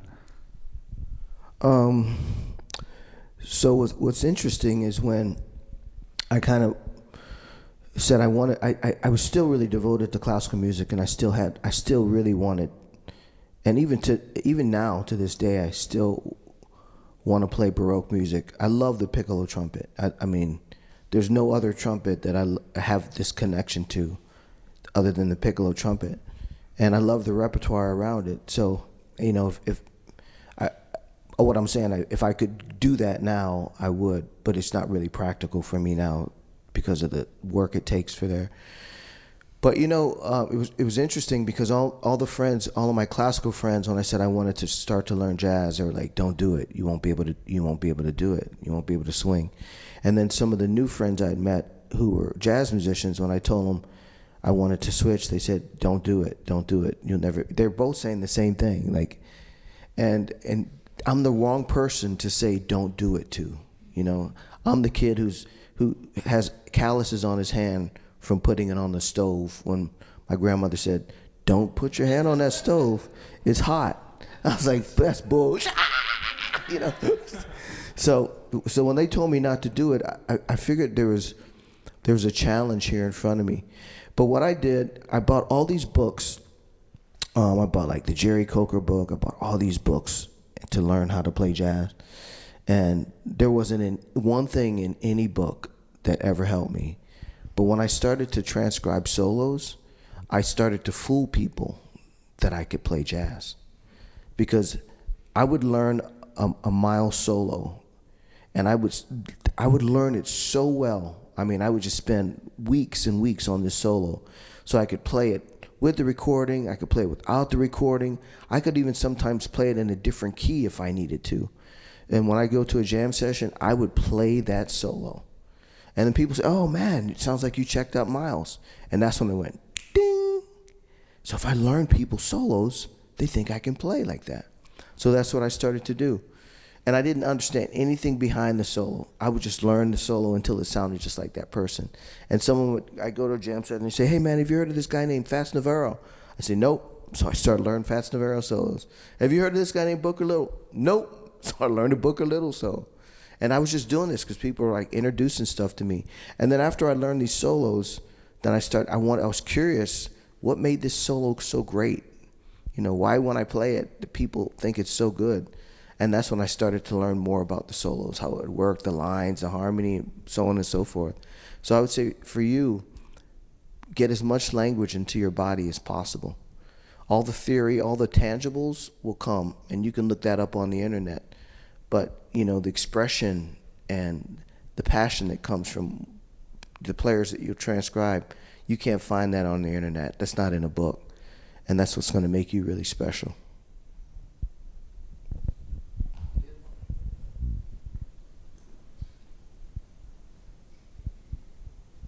No more questions. That's crazy. So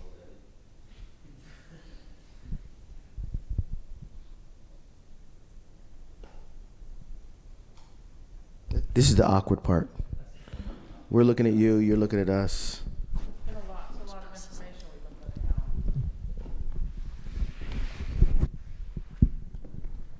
putting out. For me, the most important thing is, the most exciting thing is when I find out like what's behind the solo.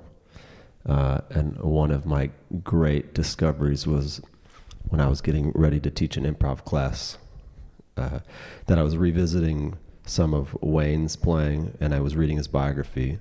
And I got back to this recording where he was playing with Art Blakey, and I read in the biography that Wayne and Lee Morgan, sometimes as a game, would go on stage and try to play solos like other people.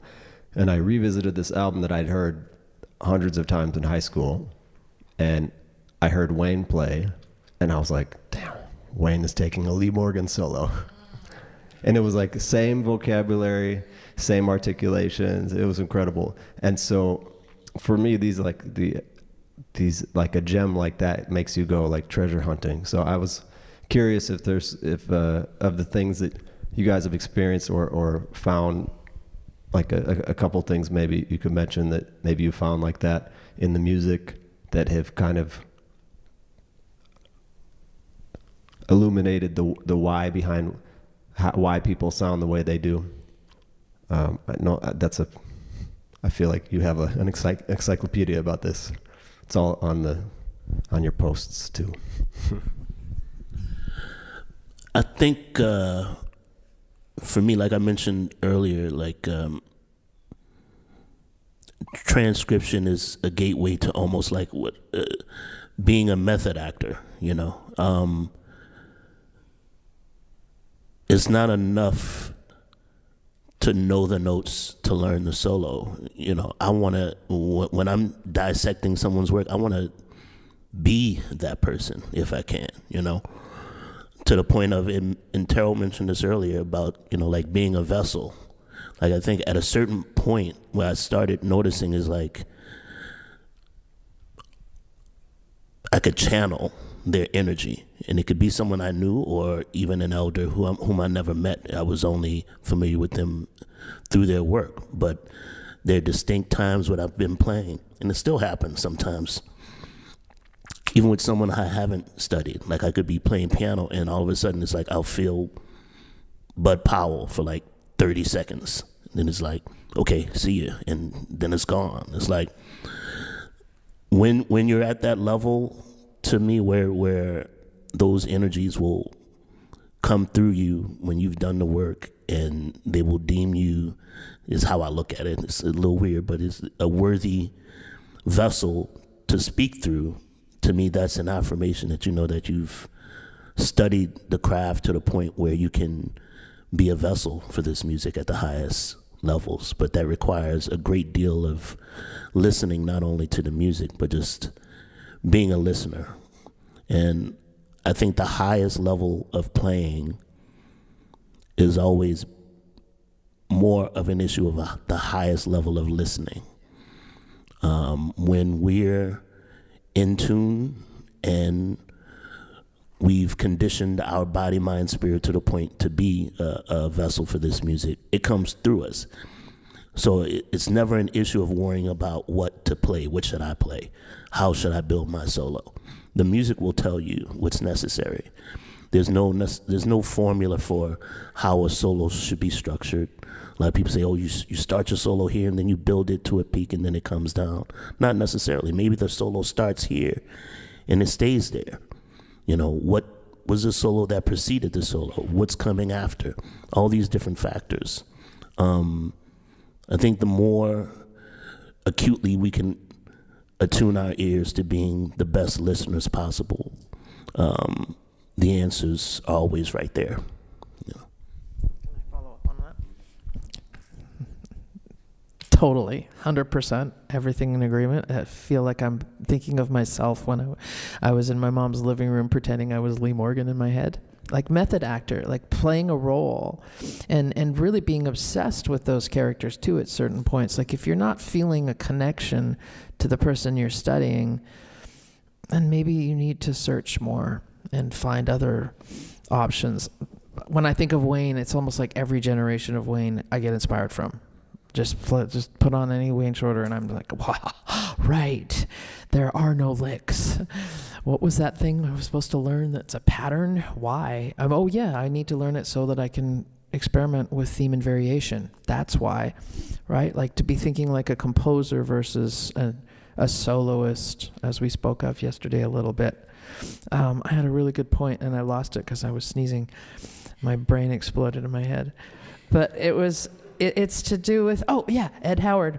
You know Ed Howard. I mean, some of us know Ed Howard. One of the greatest bass players. He played with everyone. Played with Roy Haynes. He played with. He's a golf caddy now, making a bunch of money because he just needed to pay for his daughter's ballet lessons, and he's Ed Howard. He can be whoever he wants. But we played a lot with Gary Thomas and Terry Lynn, and like really quite intense, wonderful musical situations. And I remember complimenting him once after a gig. I was like, man, Ed, you sounded so beautiful. Oh my God, I love this. I love how you play. He goes, I'm only playing as good as the weakest listener on the bandstand. You dig? I'm only playing, and right now we're speaking from our hearts and our beings to the weakest listeners in the room. So if you're on your phone and you're busy doing other stuff, you're not totally 100% engaged with us, unless you're running the live stream.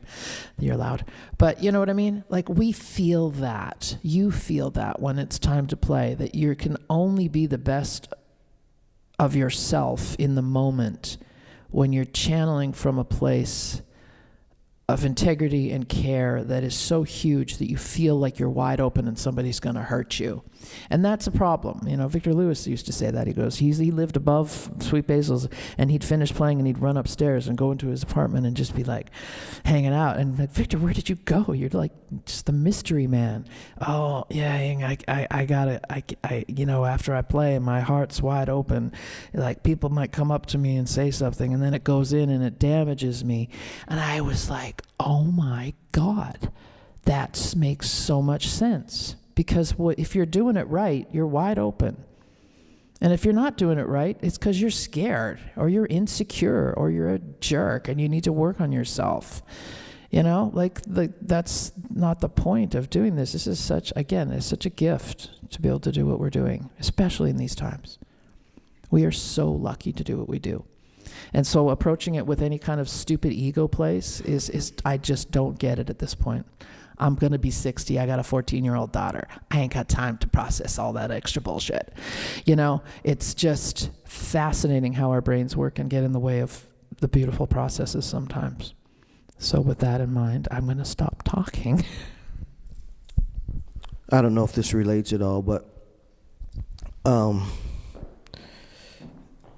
recently I heard this solo, and it was played by Louis Armstrong. And with my dyslexia, I know I'm gonna screw up the title, but it's "Flee as a Bird from the Mountain." Is that the right title? Yeah. So I find this recording, and I play this recording, and halfway through, I was crying, and I turned it off, and I said, like, why are you crying? Like, what's making you cry while you listen to this solo? So then I put it on, and then it came to the second half of the tune, and I started to smile. And I stopped it again. I was like, why are you smiling? And then I played the rest of it, and then I finished it, and I stopped, and I said, this is what I want music to be for me. So I played it from the beginning again, and I learned the intro.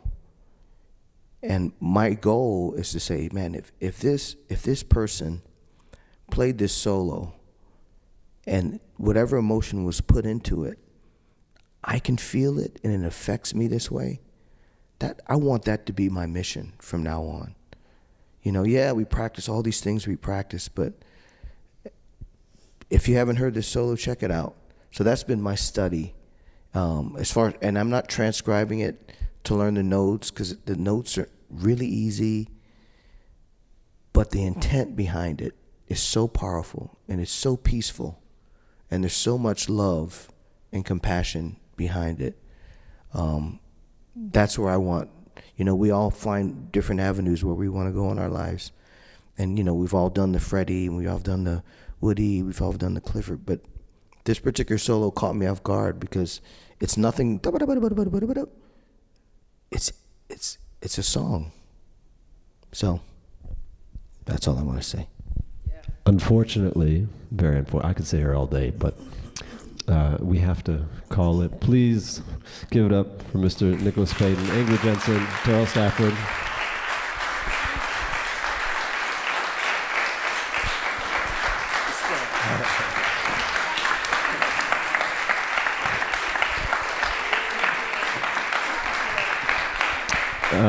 As a reminder, in about 10-15 minutes, Julie Landsman, one of the most important students of Caruso, and the most important living student of Caruso, will be here giving master class, and this fine cohort will be at the gala concert at 8 p.m.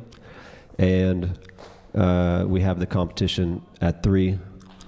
Thanks for being here, and we'll stick around if you can. Thanks.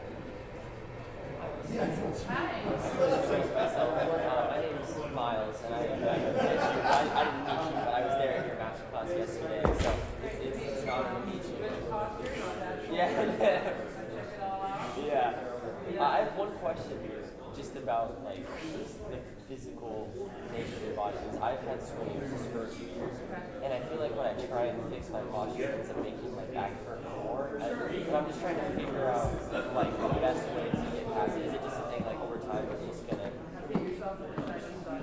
Okay.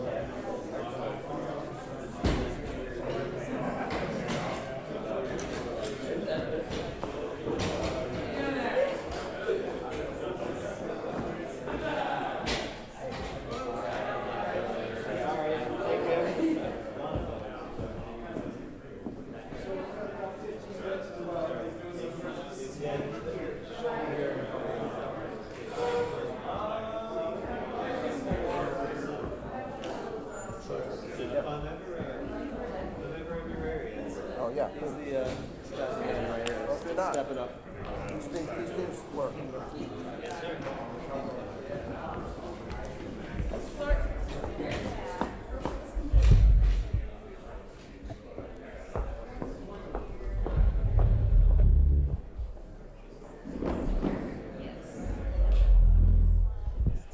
Random here.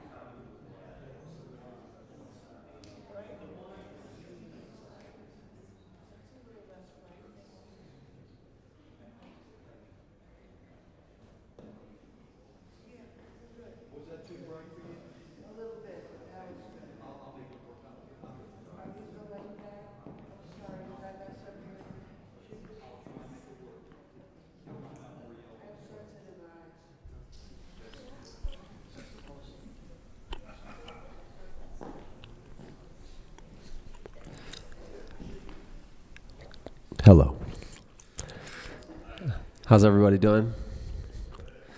Good to see some different embouchures in the audience. Very nice. I like it. So this whole week is Caruso week, as you know, and we have some amazing kind of cross collaboration with the jazz side and classical side of things. And I used to study with Laurie Frink at the Manhattan School of Music when I went there.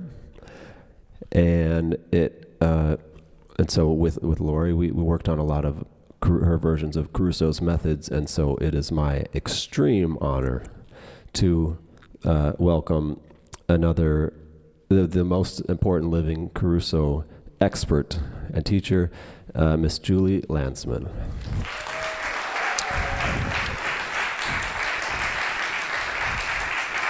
And we're also very lucky to have the star of Julie's Caruso videos, Alex Keenley of the DSO. Welcome,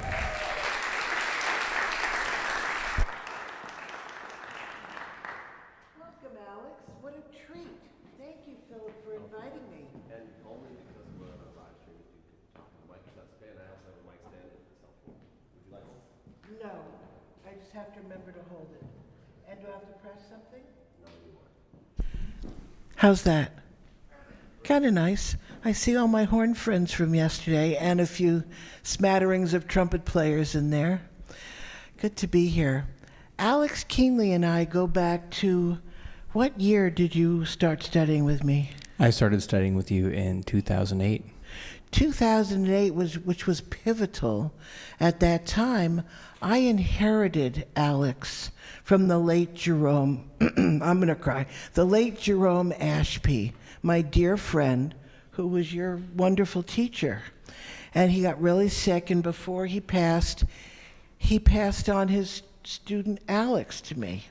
And it's just a gift. For many reasons, we share the common love of Jerome, who was the best, and also we share the common knowledge of the Caruso method, because you've been doing it since 2008. That's a long time. That's a long time. Yeah. I figured that I started it in the late 60s. I'm not even sure that many of you were born when I started the Caruso method. It came to my high school through my band director, who was a trumpet player named Joe Greco in Ardsley, New York. Joe always wanted to be the greatest trumpet player, so he would find these helpful people. And his latest at that time was Carmine Caruso. And it stuck. It really worked. Carmine came and worked with the high school band. We did the 6 notes together. We did seconds, pedal F sharps, chromatic scales. And it was a great start to a method that has shaped my life and my career. And I pass it on to my students, knowing that they can teach it well. You're teaching it now, aren't you, Alex? I am, yeah. How is it for you to be teaching the Caruso after being a student of it for so long? Well, it's very special to get to pass down what I view as a very important tradition.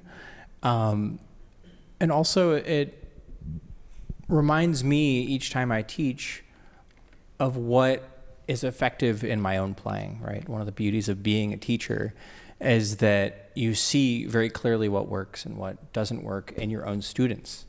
And one thing that I've found is that the Caruso method is so helpful for getting me out of my head when I play and helping my students play in a way that is easy and reflexive, where they don't really have to think about anything that they're doing as long as they've worked with these specific exercises. I'm really proud of you for teaching it and my ability to be able to pass it through the generations. The inspiration for those videos was Laurie Frink. Anybody in this room know who Laurie Frink was? Huge influence on many brass players. She was very close with Carmine Caruso and a wonderful teacher and a great trumpet player. She was a lead player in big bands, and I just found out that Ingrid and Laurie played together, was at Maria Schneider's band. She was amazing. And when I heard that she had passed, I thought, okay, she's the other keeper, in my opinion, of the Caruso method. Big responsibility to pass it on accurately. There's been a lot of misunderstanding, misinterpretations, and it hurts me when I hear people say, oh, no, it's almost like saying don't play a Con 8D. It's the same feeling I get if you don't have no idea what a wonderful method this is. It's made my whole career. I'm building students' careers with this method. Don't say bad things about it until you give it a try. So it was my goal in the videos to preserve it and offer it accurately. I think it's better than info that had been out there, but believe me, I still get phone calls, emails from all over the world going, well, what do you do here? And I say it 1,000 times in the videos. I was like, oh God, really? Did you listen? Did you read? Did you pay attention? But I try to be kind in my response. In any case, I thought we would reenact some of those videos for you today. And I also am very interested, if you have questions, if there's any areas of the Caruso that you're confused about, or that somebody said talk bad about that you want me to help clear up, I'd love to be that person to offer it to you in a way that feels digestible. Not a big bite at once, but nibble it, try it, go easy, because if you take a big chunk, you won't like it. The method has very particular techniques. Philip, are we, oh my God, it's ready? No, unfortunately, has anybody connected to this in here? I'm suffering. Not a problem. But I can also airdrop it to everybody. Why don't you do that? It's easily available online. You can either go to julielandsman.com with a drop-down menu of Caruso and click on music here. Thanks to Alex Keenley. That whole website and the Caruso piece, I owe you a ton. Yeah. It was a joint effort, Julie. It was, but it crashed so many times. At one point, YouTube took them down. I was livid. I had I don't know, at least 10,000 hits on each of the 12 videos. Gone. The count started from 0 when I was able to get it back up. I got so paranoid. Think, who wants me down? And a lot of people came to mind. Anyway, you helped restore them, and they're still there. What are you doing now? Are you airdropping? It's being airdropped. I did Lips, Mouthpiece, Horn, and now 6 Notes is on its way. Good. Let's start with the 6 notes, which is the most basic one. The way it's written in the music is for horn, which may be a little confusing to trumpet players, but Philip, you do the 6 notes every day. Would you be so kind when I talk about the horn and horn pitch to just say what notes you start on? Ingrid, you too. What did Laurie tell you to do? Okay. Our G or something. Your G, okay. And it's our G too, but it's not the same G. You know what I mean. Good. So do you do it every day, Ingrid? I do. But in different meters and in different formats and different, I do it with the shriek box with the drone. Oh, wow. I just use it as a check-in. Does everybody know Ingrid Jensen? They know me. They're already sick of me. Fuck you, go. Okay, all right. Go ahead. Deflect my attention here for a moment. So, the 6 notes. There are a few interesting techniques involved in Caruso that are different. One, I'm going to ask you to tap your foot. If you smack it in a crowd, they're going to get mad at you. So find a discreet way. I tap my foot every note I play all the time. Why? First of all, I started at age 12 with the Caruso, and the whole band tapped their foot. Again, it wasn't smacking it, but to me it was normal to tap your foot. And I explain this because some people are trained not to, and sometimes you get criticized to not do it. And if there's any problem, I would just say discreet toe in the shoe is a good idea. Why? The body and kinesthetic feel are connected to the foot tap. And often players are in their heads with timing and subdivision and think they're in it, but their bodies aren't quite as engaged as their brain. And the foot tapping was Carmine's attempt to engage our bodies kinesthetically. So do your best. That's rule number one. What's rule number two? Is anyone looking? Is it about riding the airstream? I'm not looking at it. Mouthpiece on your lips. Mouthpiece on your lips. Oh, okay, thank you. I'm going to need a little coaching here because I don't look at the rules, obviously. In the rests, it's important to keep the mouthpiece on your chops. You don't have to keep the corners engaged, but don't move the mouthpiece to a different spot. Why? Efficiency. A lot of horn players like to form several different embouchures. We have 5 octaves to cover. I like to help my students not have to fuss with it too much and keep it in a more uniform spot. So do your best to keep it there as you breathe through your nose. Rule number 3. Keep the blow steady and constant. Yes, so Carmine's great analogy of water skiing and the blow really impacted me. That when the boat is moving, the skis stay on the top of the water. When the boat slows down, the skis start to dig in. The skis are your chops. And when the boat stops, there's nothing that can happen. Always have that air moving through the chops. That's the way to get vibration. That's not talking about support, which I'll put into a separate category, but they're deeply related, as you can imagine. But Carmine didn't discuss support so much, interestingly. Where are we going? Breathe through the nose. Nose breaths. We did a bunch of those in the visualization class yesterday. We did the alternate nostril breathing, which was fun. Nose breaths keep the embouchure in place. Simple. Fewer moving parts, fewer variables, makes it easier to keep track of everything. And I believe the next rule might be the most important of all. Ready, set, play. Okay. That goes under the topic of timing, which may be the first thing I should say about the Caruso method. It's based on precision timing. The more precise your movement is, the more refined you are as a player. So a good balance of air and blow and chops, but timing as the inspiration for movement can set you up for clean and clear ease through the registers, which is always my goal as a player with an even sound. And it's also my goal when I listen to auditions and when I coach my students.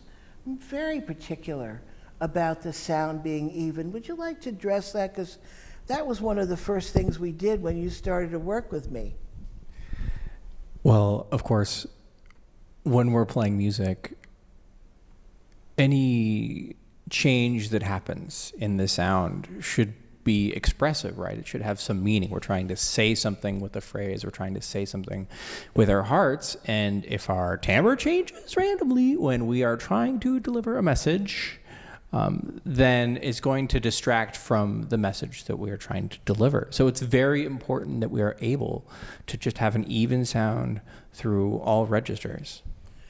And did you find that Caruso helped you do it? Of course you're going to say yes. Well, yeah, of course. I mean, I've got full buy-in here on the Caruso method. So it goes without saying that it's especially helpful, especially as you start getting into those flexibilities, noodles and spiders. I don't know if we're going to do those today. And the arpeggios down are super helpful. If any of you have issues with your sound changing as you go into the low register, half steps down and arpeggios down are excellent for that. I'm looking at some of the horn players who I worked with on that.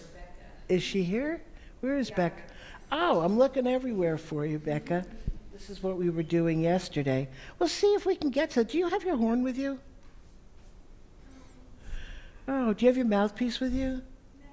No. Okay, I didn't think of it till this morning, but would have been an interesting moment because I tried to help her with low register and the half steps down and the contact, and you sort of got it, but it was not the easiest sell. I thought we could try again today with Alex here. But I didn't tell you that, did I? It was just a thought. Maybe next time. I'm happy to demonstrate that too if you want me to show what happens if you don't keep contact with the chops as you descend. Awesome. Thank you. Very helpful. So the ready, set, play is just to make sure before you start, you know how many beats you're waiting. We did this yesterday. I'm looking at some people who got greatly helped from the first note of Yvonne. Then you count 2 beats, you breathe 2 beats, and your play. The play is your ticket to accuracy. You realize clams are just bad timing? You don't have to live up to the reputation of horn players being messy players if you know how to subdivide and feel it and listen to yourself and don't override it with any sort of, it's not going to work, or I'm worried about this, or don't miss. Oh my God. Those are the worst things to say, but play, if you can practice with that and trust it. Would you like to address that? Timing? Yeah, absolutely. Yeah, I mean, especially playing in orchestra, there are going to be a lot of entrances where, you might have beat up chops. You've just played, first horn on Heldenleben. You're 45 minutes in. You're pretty tired. You got to play a whole bunch of pianissimo high stuff. Your options are a bunch of words in your head, which I'm not going to say in public, or timing. And timing will be your savior that pulls you through these situations. I mean, I'm not exaggerating. Well, it's a lifesaver. Yeah. Especially if you're freaking out. The best thing you can do in those circumstances is timing. It's a lifeline. Take it from a first horn player who really wanted it, and take it from the newly appointed third horn of the Dallas Symphony. Yay, Alex. Thank you. Is it public? It is now. It is now. I should have asked, but no. Very happy for you. So, and then rule number 5, Lisa, is just subdivide, right? Hi, Lisa. I called you. You were talking about Lisa earlier. I was. Forgive me. Unless, let's see. It's a lot of text. You want number 6 or the rest? What's after ready, set, play? Being ready to set and play. Subdivided time before your first entrance. Yeah. Very important. So we're going to do the 6 notes for you now. The music is there. You want to do version 1? How do you do it? I usually go from from middle C up. For the Well, it octave? depends on how I'm feeling, and that's something that you can get into. Is like some are easier when you're beat up, some are easier if you're out of shape. And where are you today? Oh, I'm beat up, so let's start from middle C. Okay, good. Sorry, is this, we just we're ready to go, right? Oh, it's the music, dude. Perfect. Is this the first version? Now, where was it when I needed the 6 rules, sir?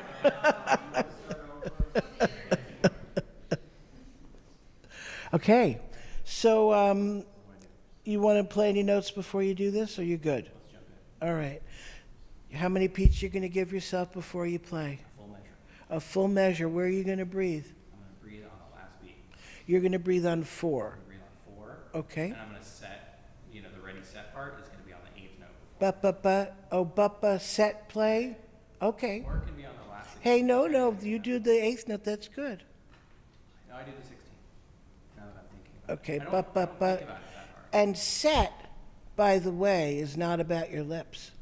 It's about your belly. Correct? Yeah. We could explore that later, but let's get going.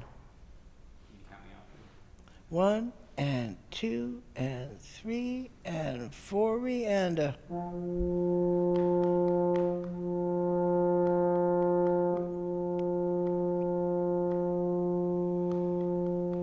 16th notes before you move.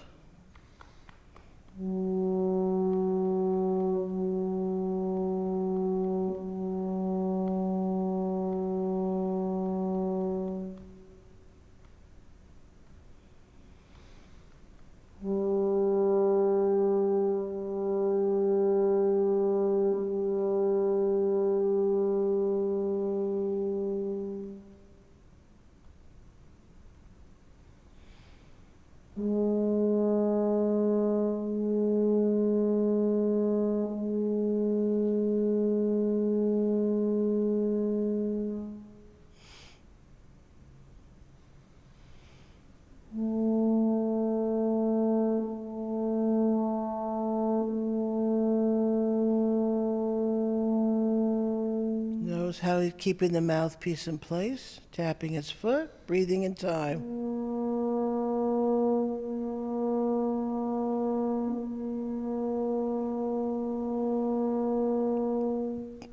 And blowing same airspeed from beginning to end.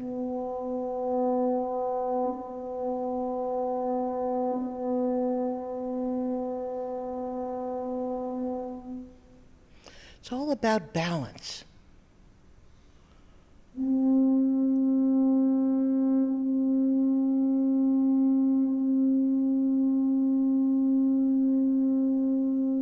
Balance of the blow, the chops, the support.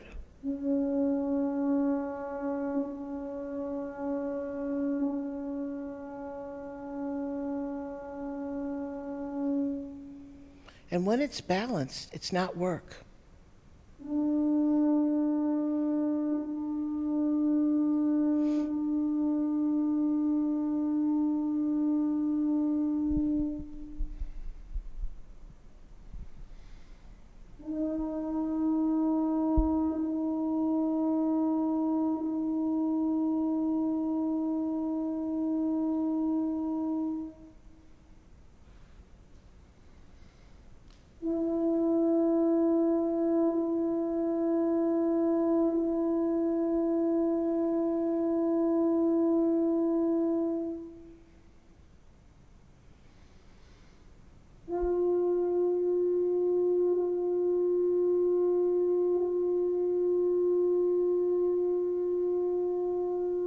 Beautiful, Alex. Beautiful. You sound great on that horn.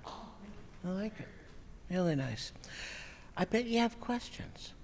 I hope you have questions. Some things took place that are unusual. Yes, Ingrid. What do you say for the syllable in the mouth to place the notes? Laura used to say ha, da. Did she? That's what I was taught, but I know she taught them different. So I'm so curious, like, you ever... I was never taught to use them. I know they exist. I've heard about them, but it's not something that I was taught nor practiced. How about you? No, I just try to listen, and then from the sound, if it's pinched, I open up, and if it's hollow, then I close it down a little bit. But it's more just, it's not a conscious thing. It's just sort of listening to the sound and trying to hear it subdivided. Professor Dizek. Along the same lines, actually, my question was the type of attack. I know that some people have interpreted it as like to have it accented on the second and third notes, and some say to play it more legato. What are your thoughts on that? You were doing a breath attack on the second note as well, right? Yeah. Okay. It's different than what's written there. Whoops, we didn't look at the music, Alex. Sorry, my fault. Sorry. Guilty as charged. No, it's fine. I was taught it both ways. And more importantly, in other words, to either legato tongue that second note or to give it a little push with the blow. I think I was taught more the blow than the tongue, to add the tongue, but I might have left that out on my videos because it seemed a little more squirrely. Did we talk about that? We did discuss it and elected to go with this version because it would require less explanation. We dumbed it down a little. And do you, when you choose which version to do, or when you decide whether to push the air or to add a certain type of articulation, is it dependent on maybe what you need in that moment? And if so, well, yeah, does it depend on what you need at that given day? Well, as you know, it's a very nuanced method. So if you're wasted, you're going to go for those pedal F sharps. That's just what you're supposed to do, right? So I think a lot of it is you need to know what you need based on experience. It's my answer. What are your thoughts? Yeah, I do breath, tongue almost every time because my habit is to tongue too hard and not have the air lead. So I'm doing 2 practice notes with the air leading before I add the tongue. What do you do? Well, I wish that I had more time with Lori Frank to answer some the millions of questions that develop as I get older. But I tend to when I do 6 notes, I do it like how I feel. If I feel like I need everything to become a little more focused, I'll add a little more of an articulation, like a little more of an accent. If things feel really balanced, then or they feel really ready to vibrate, then I'll probably have a more legato articulation, softer articulation. How about you, Ingrid? I was just thinking about the breath, the timing of the breath when you leave the tongue out of there and don't kill it all with the consonant. That was a game changer when I started with Lori, was getting the air in time before I released it. Yes. And it also changed my thinking of it from attack to release. Mm-hmm. The word that you were just guiding or blowing. But the attack thing for me when I used to it almost was like this violent feeling of get that thing out versus organize your air, release it without disrupting it with a consonant, and you're good. And then your chops will tell you where you're at. And from then on, then anything goes. Mm-hmm. Well, similarly, I'll be right there, one sec. Similarly, when I say use your belly, engage it on the 4/16th note to release the air, there's your control. Your steering wheel is here. This is what sets the note in motion and gets the air to your lips to vibrate. It's not here. Takes the heat off of controlling things with your mouth. Yes, sir. I had taken some lessons from Mr. Caruso when I was working on my master's at NEC. How fun. Down to New York. But prior to that, at IU, I think you said it, Mr. Rabbit, too. Mr. Rabbit at IU had us doing many of these exercises, but using a fluid tech to move the tongue completely out of the airflow so that the throat can stay open. Huh. Interesting. My question is, he introduced it as a combination of Maggio and Caruso. What do you know about that? Nothing. Next question. She's taking the fifth. Easy answer. I don't know anything that I could add to it. Nothing. All righty. 6 notes. He sounds beautiful, doesn't he?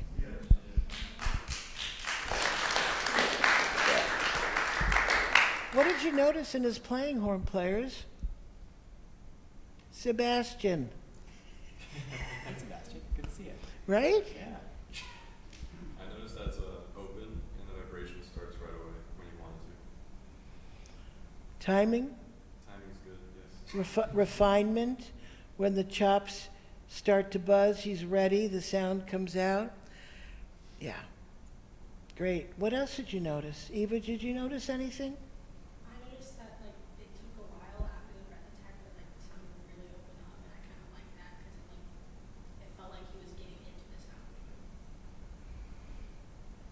other observations?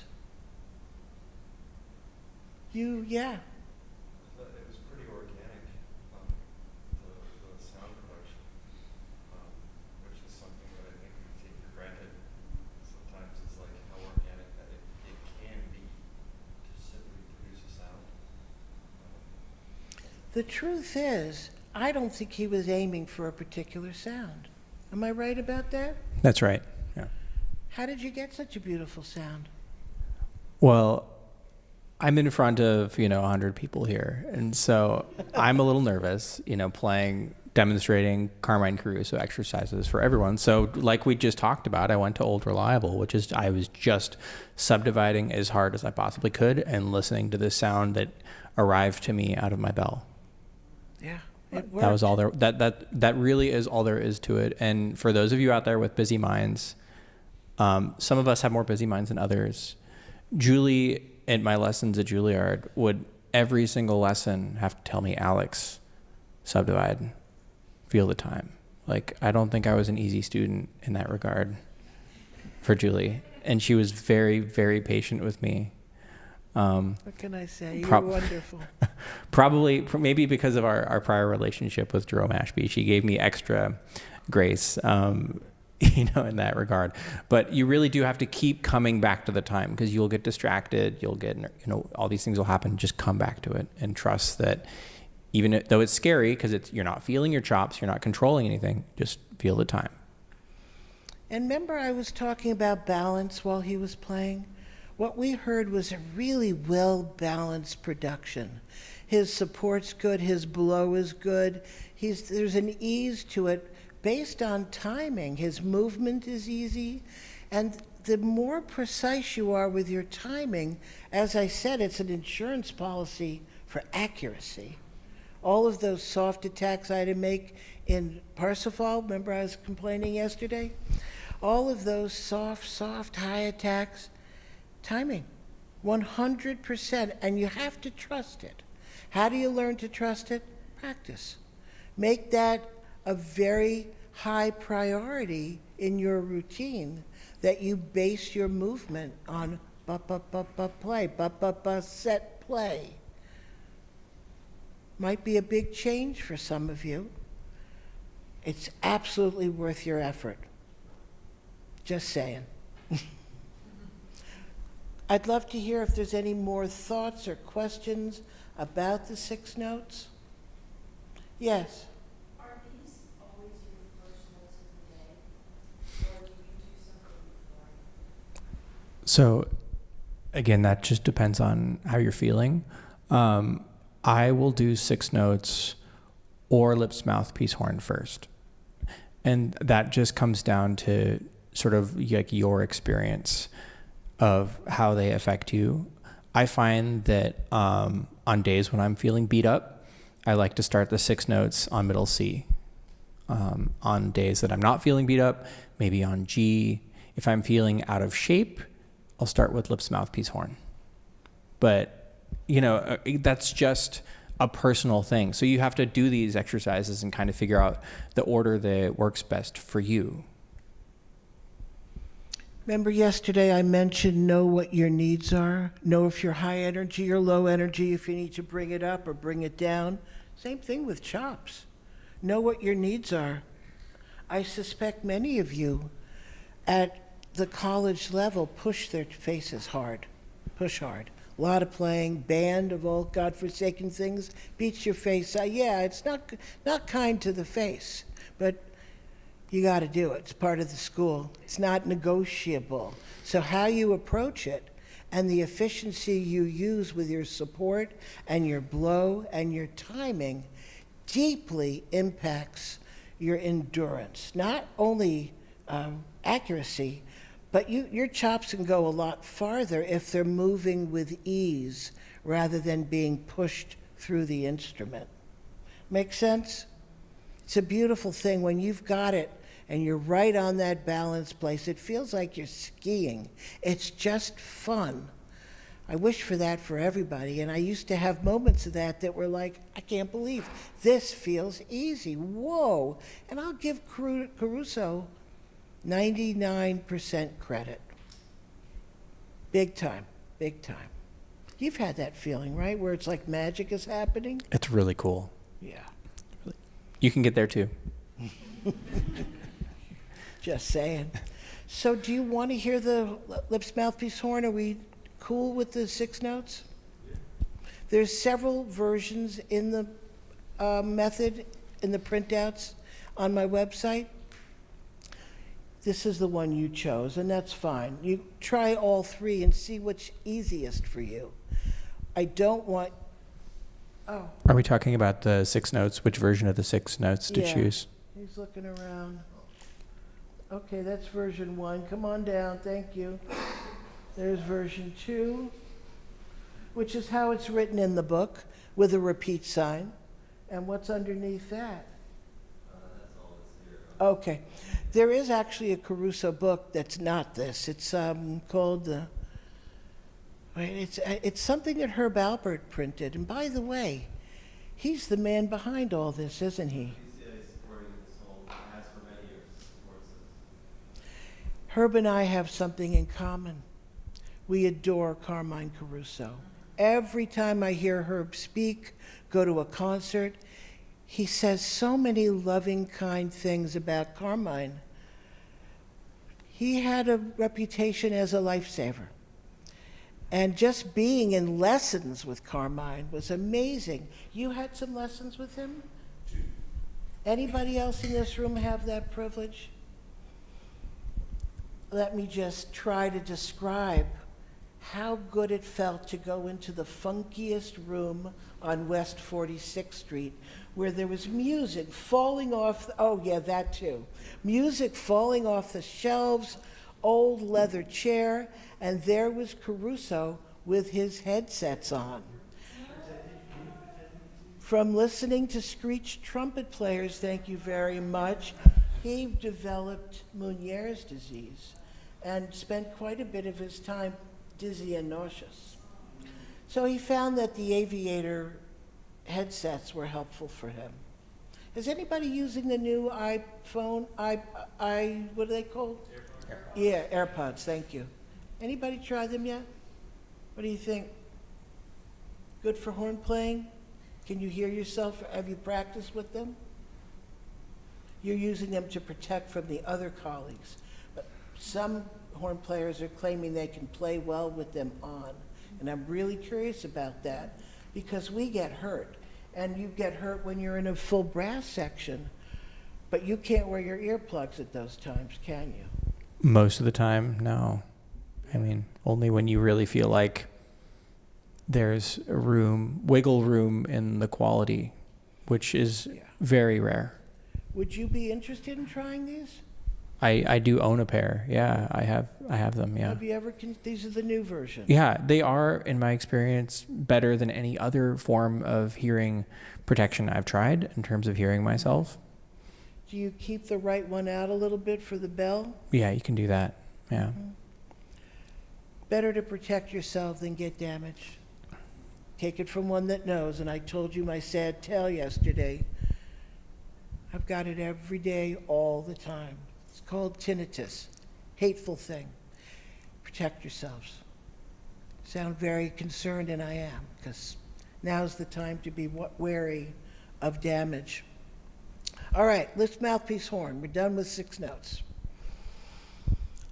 This exercise for me was an eye-opener and a sound opener. The summer before I won my audition at the Met, which was in 1985, October 1985, I went to visit Carmine and Lori up in the Catskills. Had you been up to their cottage? They had a lovely little cottage on a lake. And I went up there for a lesson to play for Caruso and get some tips on the preparation for this Met audition. The dream job of my life was coming up. I was going to do everything I could to win. So I started going there. I guess it was in the early summer. And I heard Lori buzzing. Did you ever hear her buzz? Astounding. Did she buzz for you? Well, but well, that buzz set the bar for me. I wanted that buzz. So I said, what is this? I've never heard of this exercise. It's not in any of your books. Oh, it's lips, mouthpiece, horn. So I started doing it that day. It had a very good impact on my audition and my chops. And what Carmine said at the time was that it gives the chops freedom to play with ease. Okay, I can do that. And I do it all the time when I'm practicing. That is one of the very first things that I do. How have you found the lips, mouthpiece, horn? Because you started it later also. I think that it really helped me develop my sound, because that was a big conversation we had in school, was ease and consistency of sound production. Would you like to show them? Yeah, absolutely. Which is your favorite one? We have options here. We have options. Again, I'm going to start from the traditional, with the half steps. Again, I'd encourage you, if you're going to try it, to pick the one that's easiest for you. And do not force, do not distort. If it's not coming out, put the horn down. If you try to force things, you will get hurt. Be smart. Step away. Go. Let me give myself a pitch here.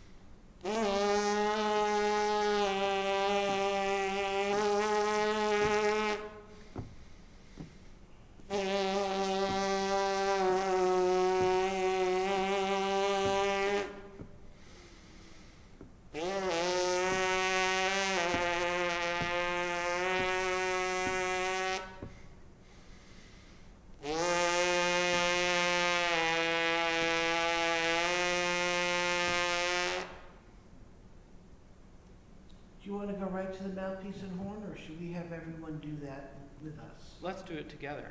And if you have a mouthpiece in your pocket, pull it out, because that's the second thing. Yeah. But we're going to buzz our lips. Starts on a G, comes down a half step.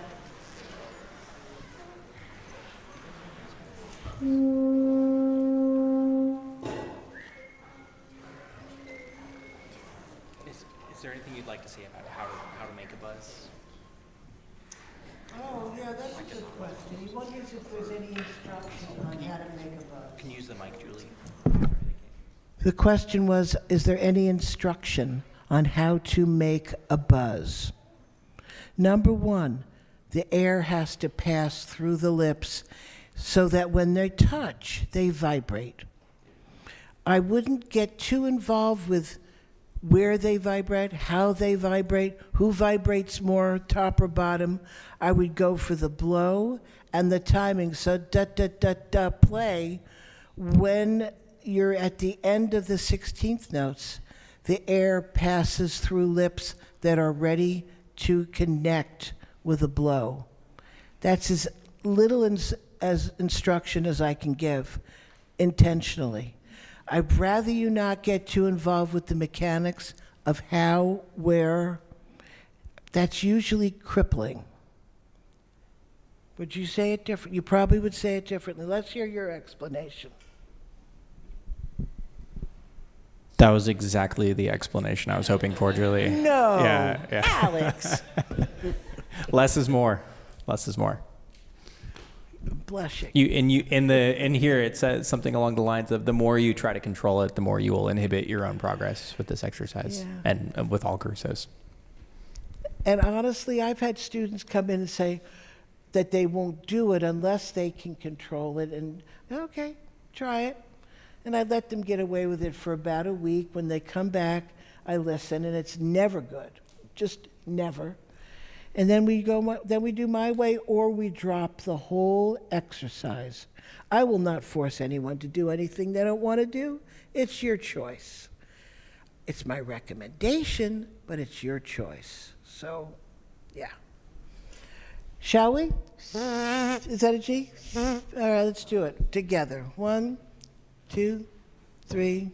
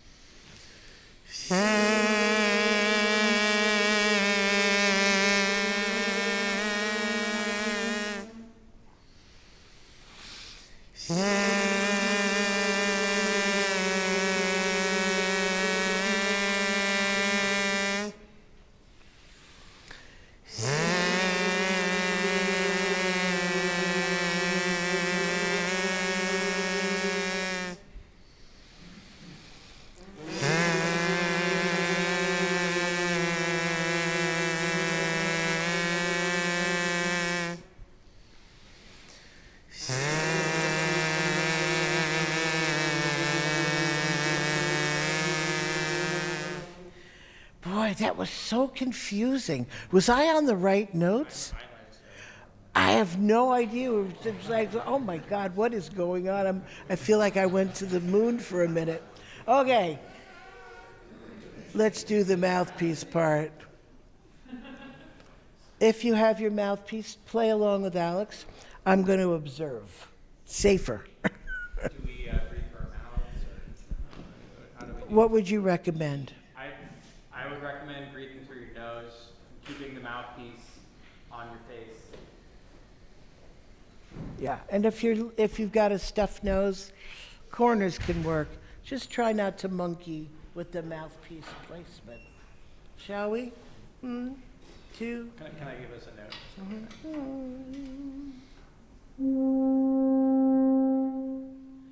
1 and 2 and 3 and 4 and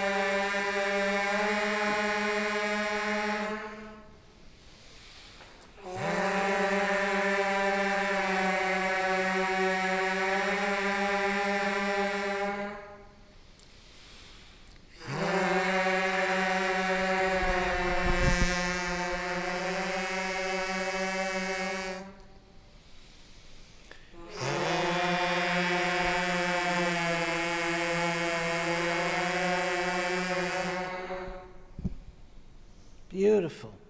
Now, when you go onto the horn, you'll hear that Alex bends to the second note, no finger. So you finger the first note, you bend and come back up bending based on precision timing.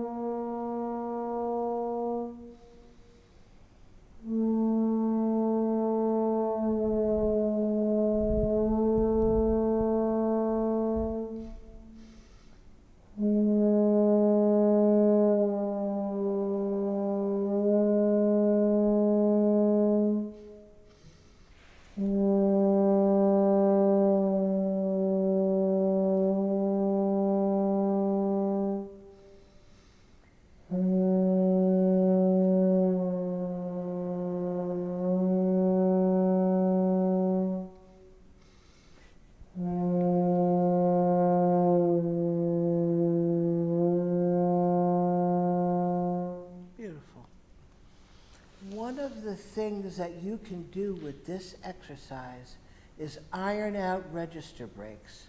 And I know register breaks are on your professor's mind because she just wrote a chapter about them, and I can't wait to read that.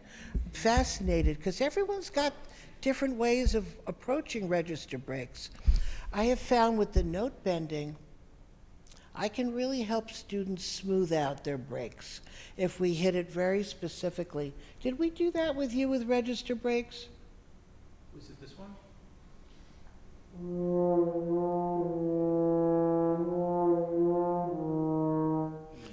Yeah, or variations. You can go down, you can go up. But sometimes going right where the break is and doing the bending up and down helps the lips find their spot. Because register breaks, their lips are kind of lost, aren't they? They're not exactly sure. Should we be thinking high? Should we be thinking low? Are we stuck in the middle? Hard to get through it. These bendings are very gentle ways to coax the embouchure to function with better ease. So that's lips, mouthpiece, horn version 1. Love to hear some questions. Yes, sir. Very good question. I was hoping for that one. Do you ever... Do you know about the fingers? Oh. I'll put the mic in here. Maybe this will work. I don't know. But try putting your fingers on the side of your chops and see if that helps structure it a little bit. Try. It does help, but I can't really get above a G. Why don't you just do the B? Can you bend the B up or down? Oh, G, I'm sorry, I didn't hear you. Yeah, I hear. Yeah. Beautiful. And can you go up a half step? From the G. Mm-hmm. What do you mean you can't? Stop that. Yeah, that was good. That's a start. I bet if you do that for a while on the lips, the mouthpiece, and then bend on the horn, you'll be able to increase that pretty quickly. That was me in my first lesson with Lori. And not even that was good. What she said was, where there's smoke, there's fire. Did she talk about this? Yeah, I can picture Carmine doing that in a lesson. I can see it. Yeah, I can see it all now. Yeah. In case you can't tell, I loved him deeply. Have I mentioned that yet? Did I tell you that he changed my life? He was my Mr. Rogers. I like you just the way you are. Blew my mind at the time. I really needed a fan in my corner advocating for what I could do well. And lucky me, I fell into the horn. I fell into Carmine Caruso. My next teacher was first horn of the Met. It's like, choo, choo, choo, choo. Everything just fell into place. Grateful doesn't even begin to describe it. I feel so fortunate. I get all worked up about these things. Okay, so lips, mouthpiece, horn. Let me come back to reality here, because I loved him so much. And everybody loved Carmine. Why? He was kind. He made you feel welcome when you walked into that funky, messy studio, and it was an open door policy. So you never knew who was before you or who was after you. And it was noisy in there. So those headsets made a lot of sense, but just the camaraderie and loving atmosphere was healing, and he knew that. It was with great intention that he embraced his students in that environment. And for me, it was like being in a Petri dish. I could learn, just plant a little seed there, and I'm going to grow it because I needed to, and I had the right combination with Carmine as the driving underpinnings of ease and fluidity on my instrument. Then I got to teach it to my students. Wow. How fun was that? Is that? Yeah. Yes. Obviously, you're one of the last great torchbearers of Caruso's methods, or direct descendant of Caruso. If there are students or even teachers and students going through these types of exercises, what's your advice for the threshold of difficulty and when to move on? Because I find that these are amazingly helpful exercises, and you get so excited, and then you want to move on to the next thing too soon, and then they're destructive. I'm with you on that. Didn't we spend time that one summer in Aspen coming up with a practice chart? Did we keep it in the program? Yeah, it's still in there, and I think it recommends something like 2 weeks for every exercise. And as we were doing it, I thought, is this correct? Because I usually judge when to give what exercise by how the student's doing. Being in the room with a teacher is everything. If you have to figure it out for yourself, I would say proceed with utmost caution. You do not want to get hurt. And you can. Are you scrolling through stuff? I can't tell, but they seem very fast. I was trying to find your routine, if you want me to pull it up. Oh, sure. But yeah, we may need to rewrite it, Alex, after this. I mean, we came up with the calendar specifically because of that reason. We wanted to make sure that people proceeded with caution and, so that they didn't just try exercise after exercise. I mean, that was our best attempt at a one-size-fits-all, please take it slow instruction. And don't play if it hurts. Don't force. Put the horn away. Play pedal F sharps. A wonderful massage to your chops. Treat them kindly. How are we doing? Aw. Aw.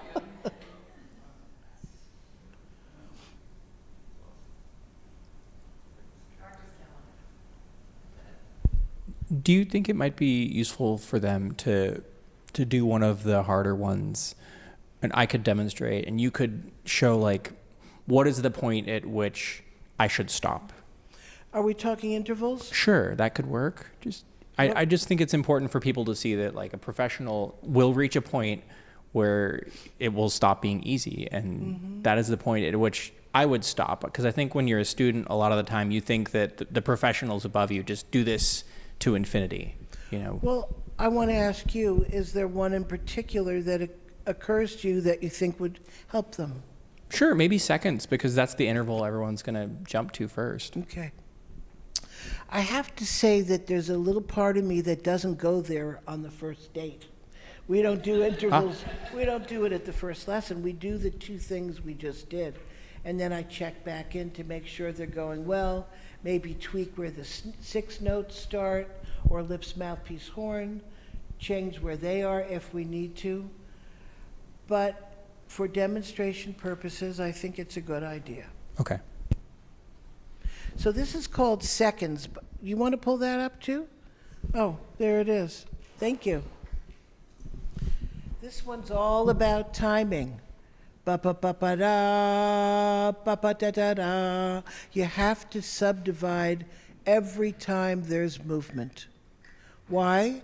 Refining the motion and developing reflexive playing, meaning timing trained movement is not a mental activity. Understood? So we're going to go as high as he can go without hurting himself. When he gets tired, he'll stop. Finishing out the interval he's on, take a 10 to 20 second break, get some blood back in his chops, pick it up where he left off, and take it for a second set.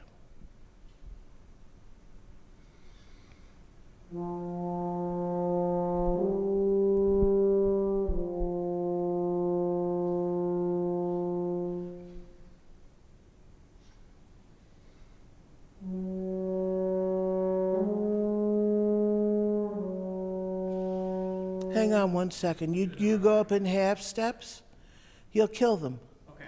Sorry. Wrong version. Take two. Do you want to start on G also to get to the point? Let's get to the point. Okay. Yeah, let's get to the point. Here we go. Start on G. I have the right to interrupt.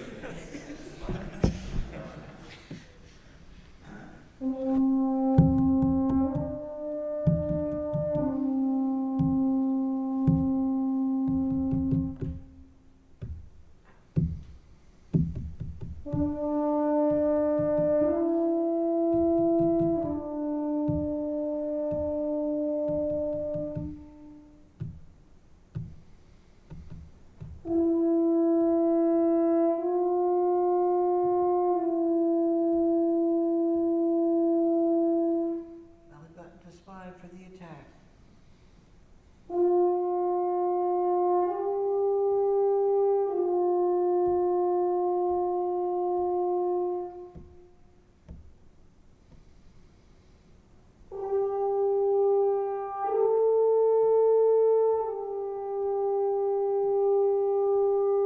Make sure the air starts the lips vibrating.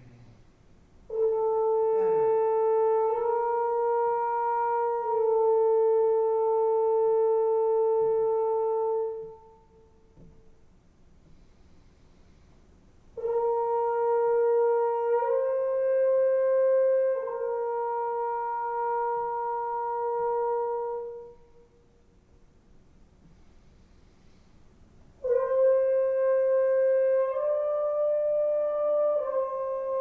This is a good time for him to stop. Chops are getting a little beat. Yeah. I don't want you to push or force. You would normally stop here, or would you push it even more? No, no. As soon as I hear a little bit of a double blast, I'm in. Okay, good. What about that pedal left sharp? Oh, I'm not. Am I going to keep He going has to here? do the second set. Second set. Here we go. This is to increase high register.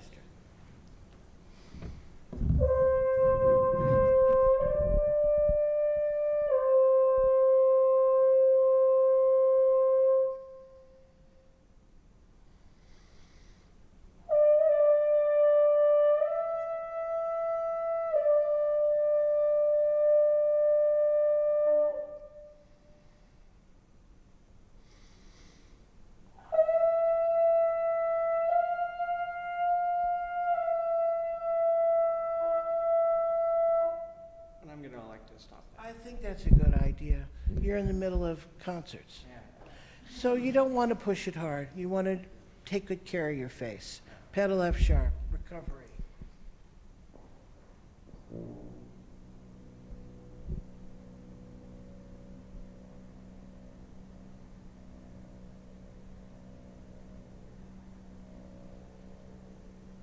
Very slow air, guys.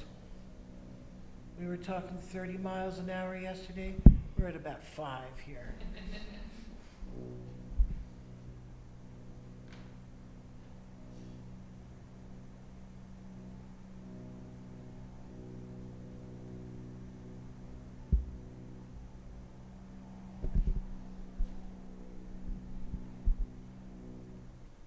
One more? Uno más?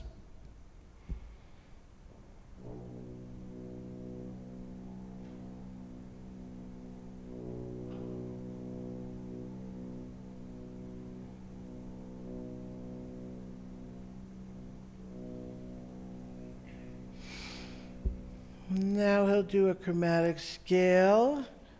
Did I interrupt you?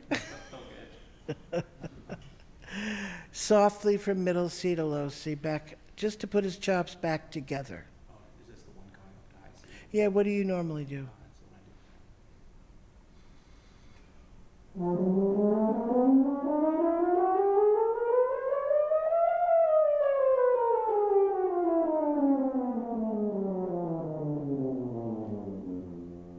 Two times.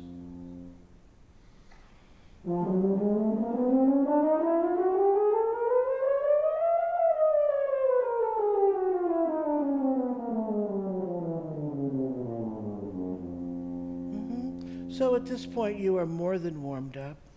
You could play, you could go to your gig and you'd be fine just like this. It wasn't too much. Okay. So Why did you have him everyone, do that twice? why? Because that's what he told me. I follow instructions sometimes. More comfortable on the second time through. Yeah. It was more centered. Very much so. But I don't think he was trying to make it better. It happened, he excavated it one time and it worked. Wonderful. That's seconds. I suppose you have questions.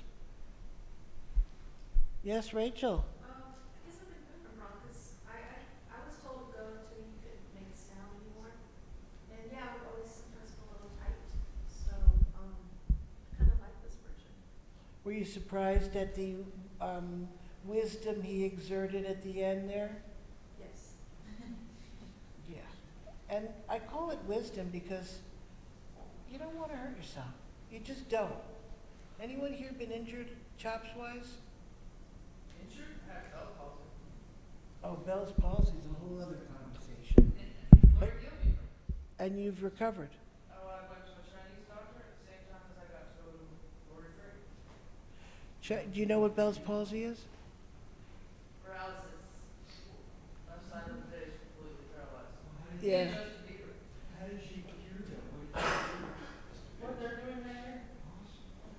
Some people use this for dystonia as well, but I'm not an expert, so I would never claim to know what to do. Yeah. I had prednisone. Excuse me, sir? I had Bell's palsy. You did too? Yeah. The doctor gave me prednisone. Oh. And it made me have crazy. Prednisone makes me mental also. And I eat too much. How do you explain me that? I didn't get the prednisone. I'm nuts. Prednisone free crazy? I was fortunate enough because I got to the doctor in time, and that's a very important thing. You must be treated immediately. Some of you may or may not know the names. Ray Brown Sr., who was Earth, Wind & Fire's trumpet player for about 15 years. And twice, the second time wiping out completely. Ugh. But I got to the doctor in time. But I have a lazy eye. What I learned from my Chinese doctor was it never go away. You're It's right. a virus. It's in you. Once you get it, it's harboring in some of us. But for me, I got it from playing from exhaustion. I was on the road with a band called Diva. And the air conditioning was on my face on the bus when the bus broke down. And I woke up 10 hours later when I had a chance to have sleep. And I got back home in my loft in New York City. And I woke up and my whole side of my face was collapsed. And I was done. I took like months. But this is why. Stan Caruso, thank you. Sure. Good for you for healing. Big deal. Big Had the deal. right people at the right time. I couldn't have done it. Yeah. Yeah. And the timing is everything. I mean, the subdivision, I don't want to speak too much on it, but that subdivision, especially for us as jazz players and playing music that sometimes is speeding up or slowing down and rushing or dragging or whatever, it can give you anxiety, but you work on that timing on your own is the meditation. And that meditation puts it in place so you can relax and align with your ideas. Wisdom. She knows.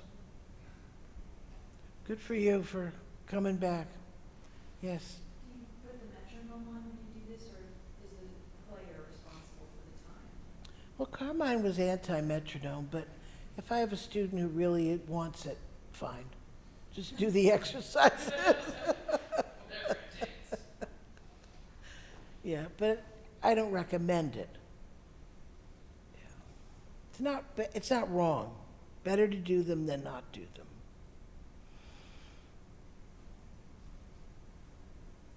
Yeah.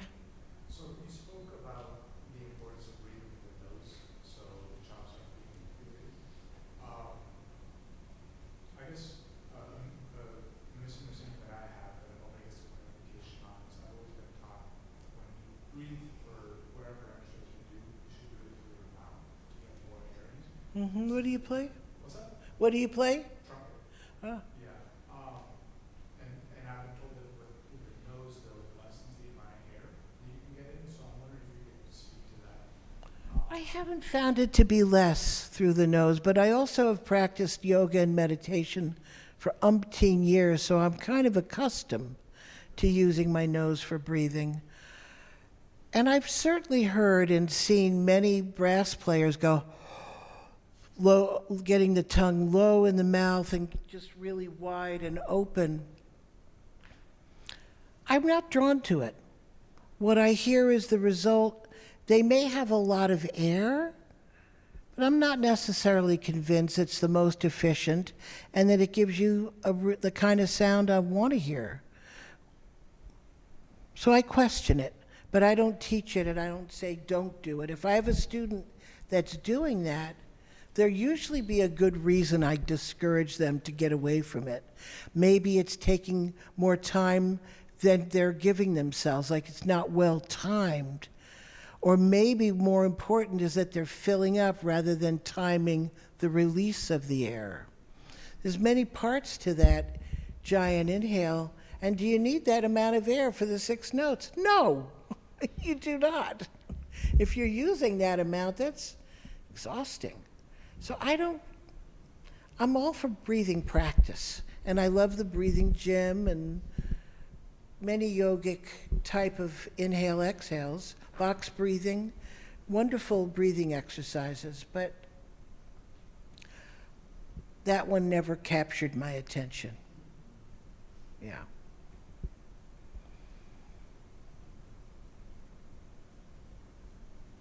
Happy to answer anything that might be unclear.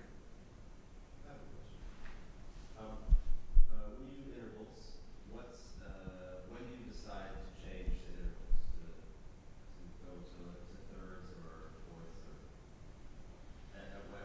fourths, or do you never do that? Me, Julie Landsman, or he, Alex Keenley? It's an open floor. Would you like to start? Okay. I was taught that you do a different interval every week. So when you start on seconds without dynamics, because there are intervals with dynamics also in this method. When you start with the most basic seconds, which you just did, the next week would be thirds. And you do it once a day for the week, unless you come upon a day where your chops feel awful. Don't do them. Step away. And then when you start adding dynamics and have dynamic intervals and regular intervals, that's a lot of chop management. So you have to be really smart. Did you ever do loud, soft, loud, or soft, loud, soft? They're potent.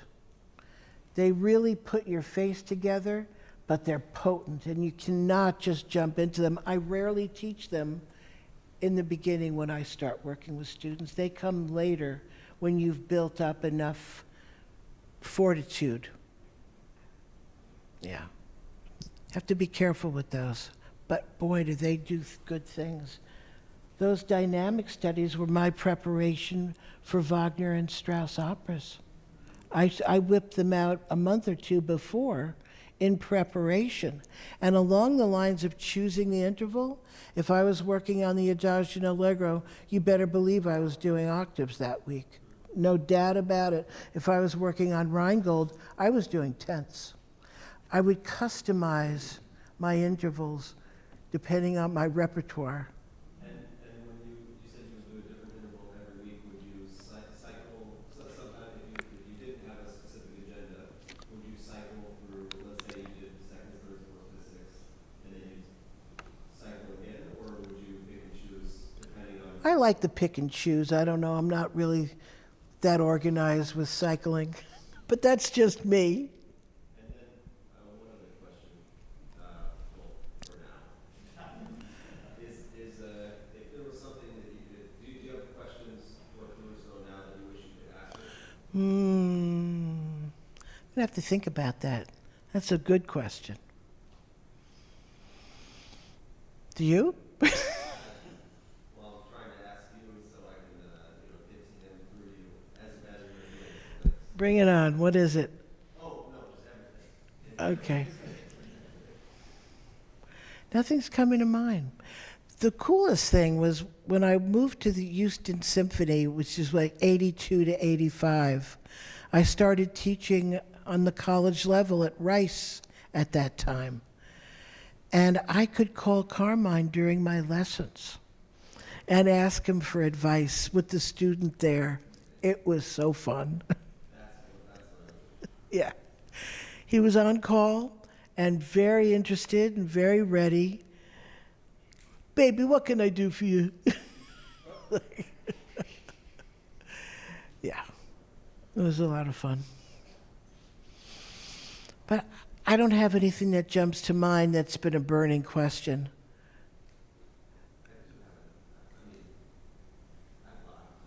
You're good. You invited me. This is your party. I didn't want to say that, but. I know that, Phil. Maybe this is a question for you, and maybe something that Ingrid, because I consider Ingrid to be an expert in this field too, because she spent so much time in Glory. But so there's different ways, different kind of registers we can buzz or ometers we can buzz with, whether it's where the lips are maybe rolled in, or some people consider it like a, no offense, a trombone buzz versus a trumpet buzz. They don't mention you guys often. I'm very sorry. But do you ever, as French horn players, or do you think about the buzz that way, or is it always kind of on the lower buzz? Like developing that kind of buzz where the lips are more pursed out, or where the lips are more rolled in? Does this make sense to you? You're going all dirty, man. I know. Does this make sense to you? Because when I started my first lesson with Lori, was I could barely buzz down here, and I remember. So I went to school with Ambrose Acamusery, which was one of Lori's kind of we call maybe a prize student, and I remember buzzing in front of him and said, "What are you doing?" So. And I was buzzing in this way. So anyway, this is what I would ask Caruso, what I'm asking. Yeah. I'm going to let Ingrid get on that first. It's the opposite. She would literally say, put the mouthpiece on your face, make a sound, and take it off. See what happens. Just keep your hair going. And that was the answer. Not to overthink. When I wrapped my lips in, when I holding something here too tight, it was literally, there you go, you got a buzz. There's the fire. Go with it. Don't overthink it. And it was more about just keeping the music moving and the air moving and seeing what would happen in relation. And then your body would figure out what the best setup is. Because if I think of those ideas of wrapping my lips in or not going for some different kind of buzz, it shuts it down. The analysis leads to paralysis, as they say. And so just using the instrument itself and taking it away and keeping the air going is the answer. And it's going to be individual for each person and each instrument. Does that make sense? I love your answer, but I think the gentleman has something to retaliate with. Well, my next question is, you in the chair of teacher, and I've had my own experiences of overcoming difficulty, and it's made me a better teacher. But while you're sitting in the chair and you say, only do this, this is the simplest way, is it with all of the knowledge of what's happening, and or is it that it's just you've seen the results from the process, that it's kind of like trust the process, do it in this way, or are you really hyper aware of everything that's happening because you have that knowledge and you're just guiding the student to help them avoid problems? The knowledge I have is experiential. How did it work for me? How did it feel for me? And how does it work when I teach it to a student?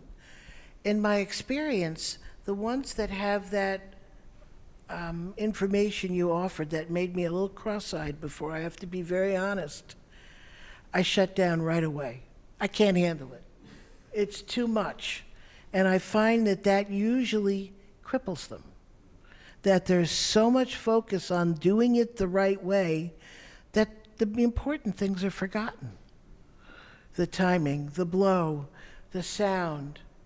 I'm much more interested in the process than the result. And what you're saying seems very result conscious. If you do all the following, you'll get this. I don't think so.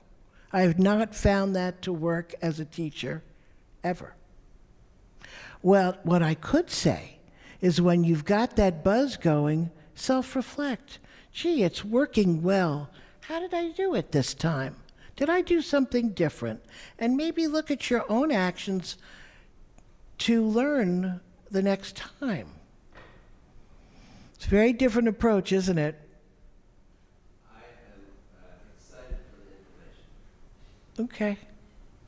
I mean, I come from, I feel like I think about things from both sides, and at times, in my own practice room, having lots of information has helped me solve problems, and always I'm best when I don't think about it, but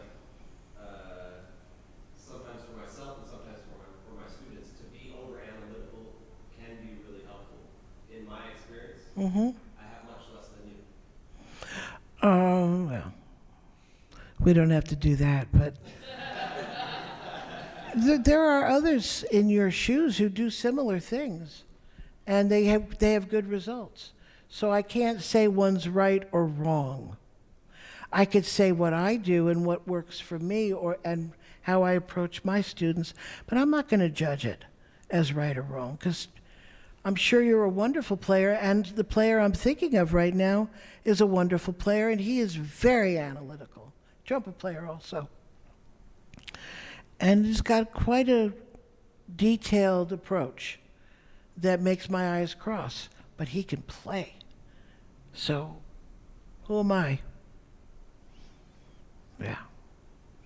I think there's a lot of ways to teach and a lot of ways to play well. There's not just one way.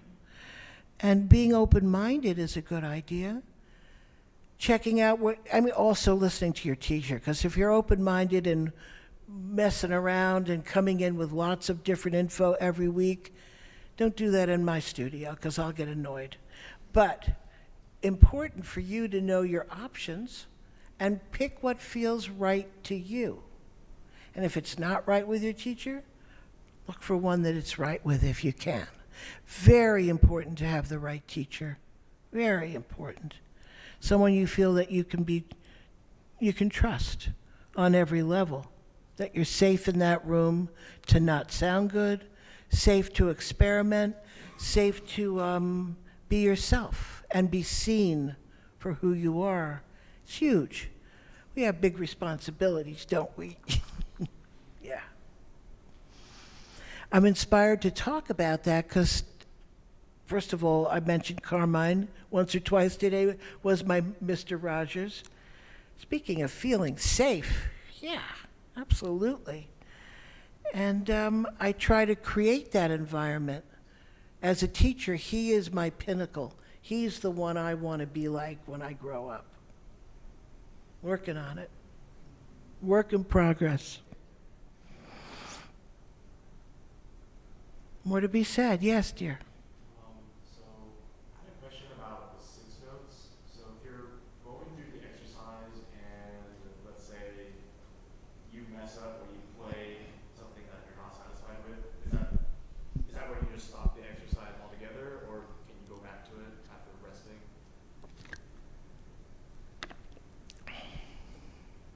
I would say that in a perfect world, the things that I played for you today could have been better in a number of ways. You just go through the exercise and it'll get better over time, and it'll probably be better next time. And be aware that the Carusos are exercises, not music. Big difference. They prepare you for music. They make your job as musicians easier because your chops are more balanced and you have more ease and fluidity in your playing. But it's not a musical endeavor. It's a physical endeavor. It's a reflexive endeavor. That's something that I think is a really important point here. And to keep in mind when you're in the practice room, this is preparation. Don't basketball players run up and down steps? Baseball players swing how many bats? Same. We do our Carusos, we do the long set, we breathe through our nose. We don't lick and reset the embouchure. Very similar to sports where they do a little something extra to prepare for the game with greater ease. I was going to ask a question along those lines that if you could explain from your own perspective when you're playing something fast in the orchestra, how do you, either of you answer the question, from a musical standpoint, don't you think that this method also puts you in the zone to prepare to play a phrase that's coming up? It's not like, here comes this phrase that's playing now. You know, it's like this kind of practice puts you in the space to be subdividing, to be hearing what's coming ahead, have your chops in place, and to be accurate. For sure. It's reflexive training, isn't it? Based on repetition. When you train reflexes, you do it over and over again, so it becomes automatic. And that moving to time and subdivision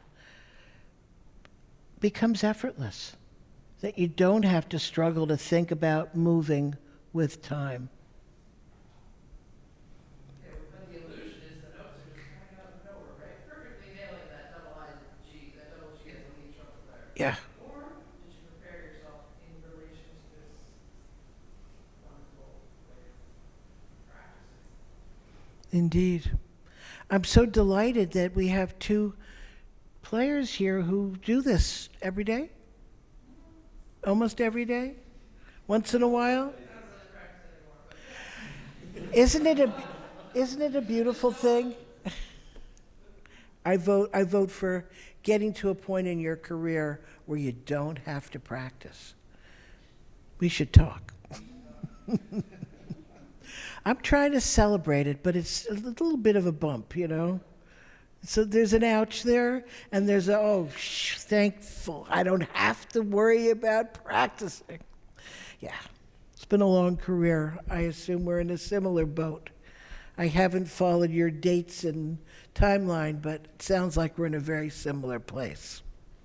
This is so logical in what we're doing when it comes to playing an instrument that does not have a reed. It's not, you don't just flunk down on it. You have to be in sync with it rhythmically on a daily basis.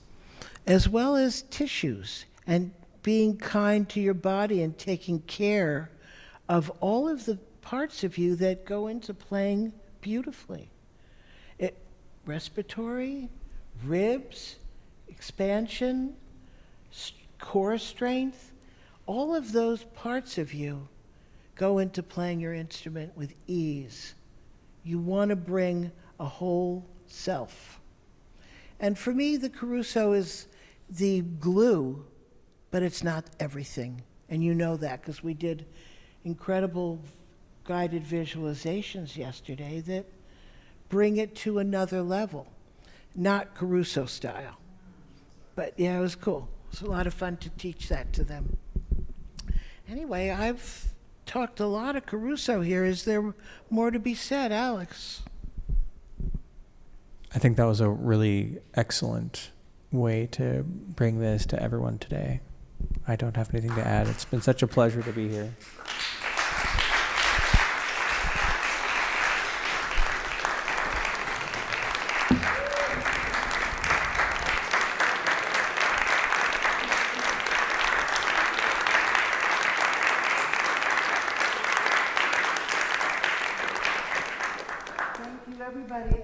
Thank you, everybody, and thank you for inviting me. You didn't know the bonus of Alex Keenley, did you? No, we're extremely lucky to have you and to have you. So yeah, thank you for joining. Really, it means a lot. And thank you for being here. It's really special to me. Thank you. I have a lot of questions because I'm full of curiosity, and I really appreciate you sharing your knowledge and your experience, and being such an important torchbearer of Caruso and his methods. So thank you very much, Miss Julie Landsman. Thank you.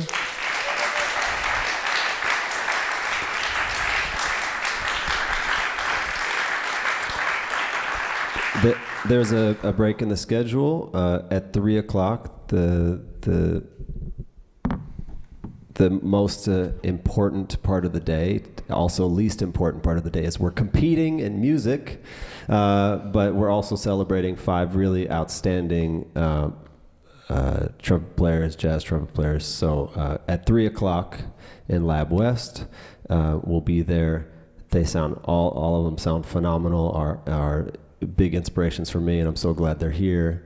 And then tonight there's the gala concert and award ceremony in Vortman. So we really appreciate everybody being here. Thanks again to ITG, to UNT, to Ms. Landsman, and Alex Keenly. Thank you so much.